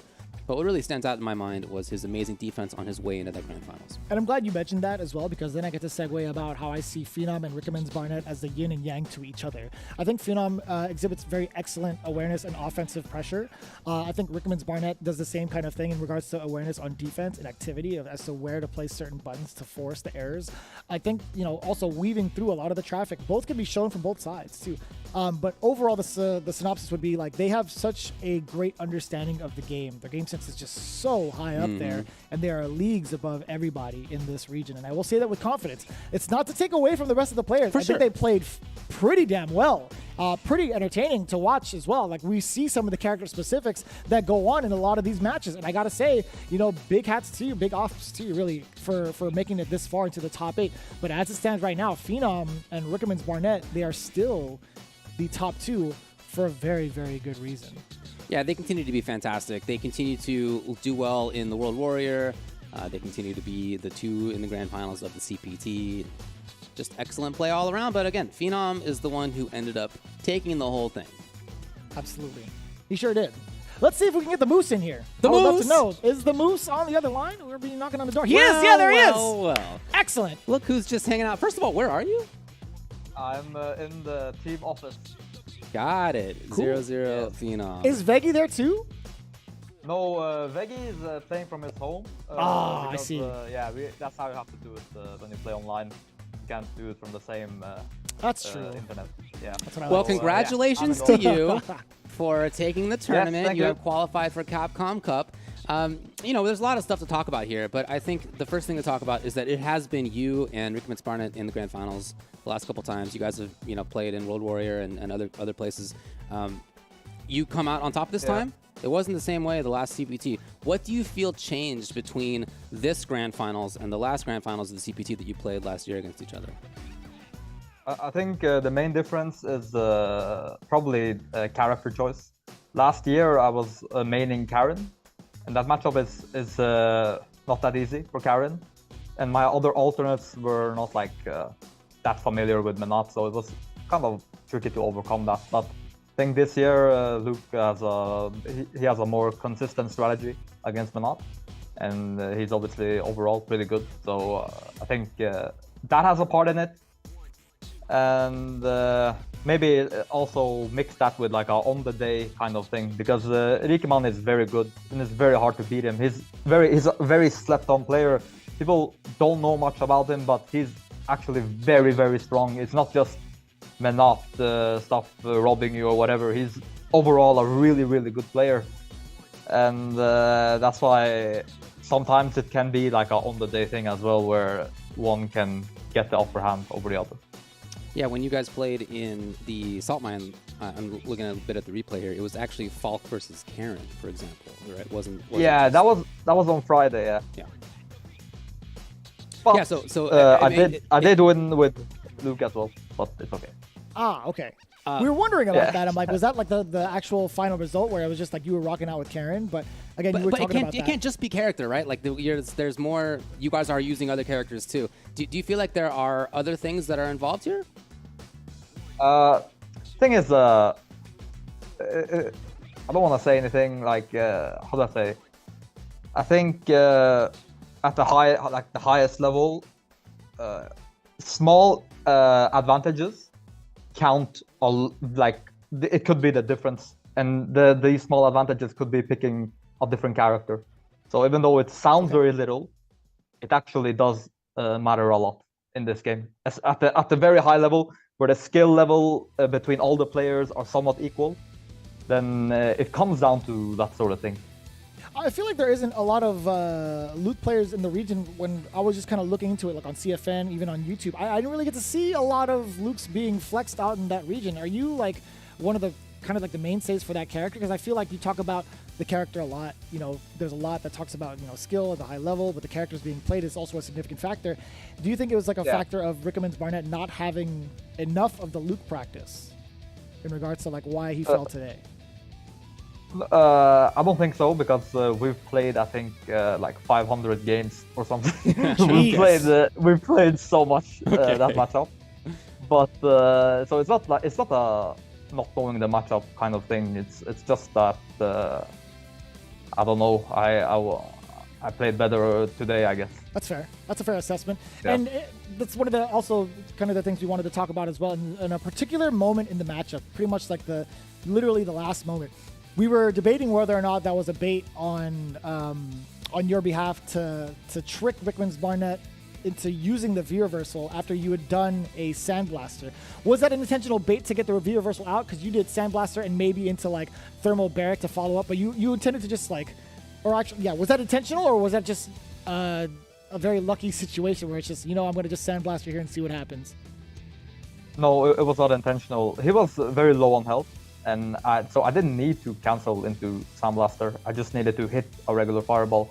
But I think he panicked in the clutch moment, and he maybe thought that the fireball coming at him was the V-trigger fireball. So he wanted to V-reversal behind me and punish me, but it was the regular fireball. And I think because it was such a tense situation, it was the last moment in the tournament, he reacted too fast, and then he did it and then got punished.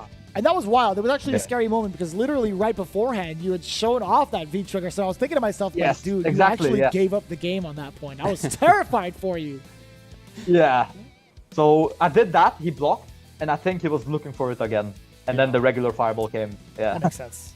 Did you watch the Losers Finals where Torpon played versus... No, I actually did not watch because Fair enough. Okay, I was going to ask you what you thought the moment I went to Grand Finals, I knew Rike was gonna make it. So I messaged Valmaster because he plays Menat a little bit. And I just said, yo, let's just play some games on Battle Lounge. Nice. And then I just warmed up, like, I played like Luke, Nekali, Bison, and I just warmed up just in case, all of them. But I was always planning on going Luke, but yeah, so that I didn't watch Rike's games. Fair enough. Okay. Well, let's talk about the rest of the region. You know, there are the mainstays that I think everybody in the world will know about. You, Recommence Barnett, Veggie, like folks who have been doing a great work for a long time, including folks who've been traveling all over the place. But there's more than that. Can you speak to the strength of the region, how you feel it's been growing, and how you feel it's been doing over the last couple of years? I feel like since COVID especially, it's been growing slowly and slowly. Like Rike came into like his top form last year in 2021, and then this year you see Torpon make it to third place. I didn't know who he was until I think 1 or 2 weeks ago. I didn't know, but then he showed up and he performed so well. So I think we're definitely seeing like a steady growth in the overall level of the region. So it's not just me, Rike, Veggie. Now it's, I think more and more players are slowly stepping up. Mm-hmm. Yeah, we saw two names that were kind of new, at least in records of their performances in the top 8. Then we've seen some improved records from the likes of Dr. Gulag as well. So that was pretty impressive to see. Yonzai also making it back into the fray within the top 8. So we do see that steady increase. And now it's got me excited to see what the future is going to be like for the rest of it. Now that you've already qualified into Capcom Cup, does this mean you're no longer going to be participating in the World Warrior events? You've been running those things, man. You're going to get everybody a chance to get points now? You're going to chill out a little bit? I'm not really sure if the only prize is a qualification spot, then I probably am not gonna join the finals, even though I'm qualified. But I might join the point, the ranking event, so to say, just to win them all. I want to just have that as like a thing where I've won all the World Warriors. I want that like as a title. But I love that about you, man. Yeah. For real. That's exactly why like we're such big fans, man. You play for but like, I don't think. Thank you, but I don't think it would be fair of me to join the finale. Just to there wouldn't be any point in gatekeeping anyone or something like that. It would be more fair to let everyone play it out and see who makes it. Mm-hmm. Well, there's a lot of events left on the CPT, so can't talk about everybody who has qualified quite yet, but we do know that Samurai, Four Fills, Crimson, Just a Kid, Momochi, Dookie, Brandon, Mena RD, Kawano, Travis Styles, Solvng, Jabi M, Ronaldinho, and now you have all qualified. Who in that list are you worried about? Who are you game planning for the most? I mean, can you repeat the list? I was going to say, there's a lot. I haven't even checked who's qualified, but Okay, I know. I know Momochi. His Cody is really good, and Cody against Luke, I think, is a bit tricky for Luke, that matchup, and it's also. So that's why I'm a little bit maybe worried about. Maybe I have to. You got Kawano, Mena, you got Crimson, Samurai, Crimson is always a threat. Four Fills is a threat. Falk is a bit tricky for Luke as well. Okay. So there are a few players in there. Where I might need to prepare other characters. So I can't really say one. I just have to. It's like maybe like 3 or 4. I need to be like, okay, I need to pick another character for them, and then I can pick Luke for the rest. That's fair enough. I feel like, Luke covers a lot of the wheelhouse, but also the other characters you presented, like Bison, Nikali, Karen. If you pull another character, I wouldn't be surprised, but I'd be like, damn, that's a lot to juggle. But overall, again, very impressive performance. Pretty much, nearly 3-0 all the way through up until, the beginning of, top 16 up until like the grand finals. Well, winners finals and grand finals were 3-1. Oh, okay, there it was. Other Yeah, than that, nice that's work. super impressive. I This is can't gonna believe you be- lost 2 games. You lost 2 games. I What can't do believe do? you, What do man. How do? dare you? What do you do? How dare you? This is gonna be your moment to shine, Phenom. Any sort of plug that you would like to pretty much give yourself and your community? This is your time, man. Yo, shout out to my team, 00 Nation. Shout out to my bro, Veggie. Shout out to mom and dad. Shout out to, I don't know, shout out to everyone that that I'm cool with. So, Yeah. that's it. Yeah. Hey, actually, right before you go, can you what's going on in the background there? Can you give me a little tour? What do we got in these headquarters here? I mean, these team it's a headquarters? little bit messy in this room. Okay, all right. But, I can't believe you actually agreed yeah, and obliged. I appreciate that. it's a big office. So, but Cool, I can't man. really. It's a people are working there. Oh, fair. Can't Okay, really- yeah, don't bother. Yeah. Okay. Well, we do appreciate your time, man. Congratulations again. The Moose is in the cup. Phenom, always good speaking to you, man. We look forward to seeing how you perform over in Capcom Cup. Thank you, guys. Take it easy, Good man. to see you. Ladies and gentlemen, Thank there you have it, man. Phenom making it into, for the Nordic Baltic region, into Capcom Cup. We'd love to see how he performs overall, and overall just big fans of his energy and his positivity for the scene. And he's put on such great content. If you guys haven't done so already, Phenom the Moose is where you can find him on Twitter. He didn't even mention that, which is a pretty big deal, I feel like. He's a pretty humble dude, but he's also a really funny one. So overall, I think we've pretty much broken down the region. We've broken down our opinions on top 8. That was one hell of a grand finals. For sure, Rickman's Barnett almost making that run back happen all the way through in the grand finals. But overall, David, I got to say, it's been an absolute pleasure working with you again, as well as seeing all of you at these ungodly hours, or at least for the West Coast. Now it's going to be prime time brunch, I think. Yeah, we may go get some food after this. Yay, that's all right. But no, thanks a lot to everybody for hanging out. The region is always a blast to watch. Congrats to everybody who did well, not just in Phenom's case, but everybody else who made top 8 and the top 16 as well. Thanks a lot for watching. We're going to be off for the next couple weeks again on the CPT. Just as a reminder, we are going to take a couple weeks break. We'll be back with the Asia region after that.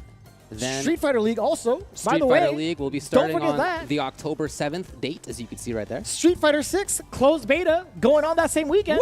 Just to let you guys know, it's going to be sick. In case you miss all the CPT action, well, there's going to be Street Fighter action regardless for you all. You guys do not want to miss that. Asia, October 15th. As you can see, registration is actually open starting tomorrow.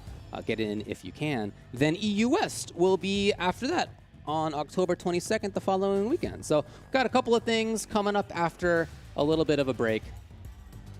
Thanks a lot for watching for today, though. Appreciate everybody hanging out. I knew you wouldn't go anywhere. I knew it. I put my money on it, and it. I'm totally satisfied. I will say we may not be on the next one for the CPT, but we hope you guys are, because we've been enjoying all of your company. Everybody that's been involved with it, we wouldn't be here without you. So again, in the meantime, be safe, continue playing Street Fighter V, and we'll see you for the next one. Take care.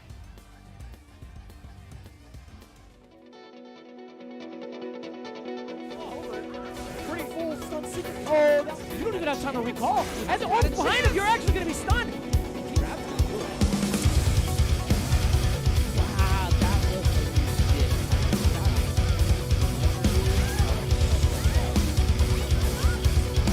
Oh, okay, for free, just. You're not. Setting Birdie. Oh, dear God. Oh!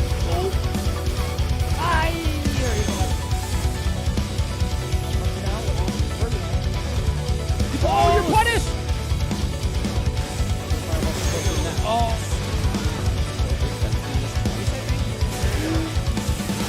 Man, just finding all of these hits. Orphan is pretty much one secret away, and he gets it via the huge damage and huge corner kick. Got it. Well, it's going to be a tough spot. Overhead hello. Oh, boy. He's getting Oki. You want everybody else stuck. Is that going to work? Wait. Opening, and it's the cross-up. Rickman's Barnett with another 3-0 victory under their belt. That is enough, David. It's not!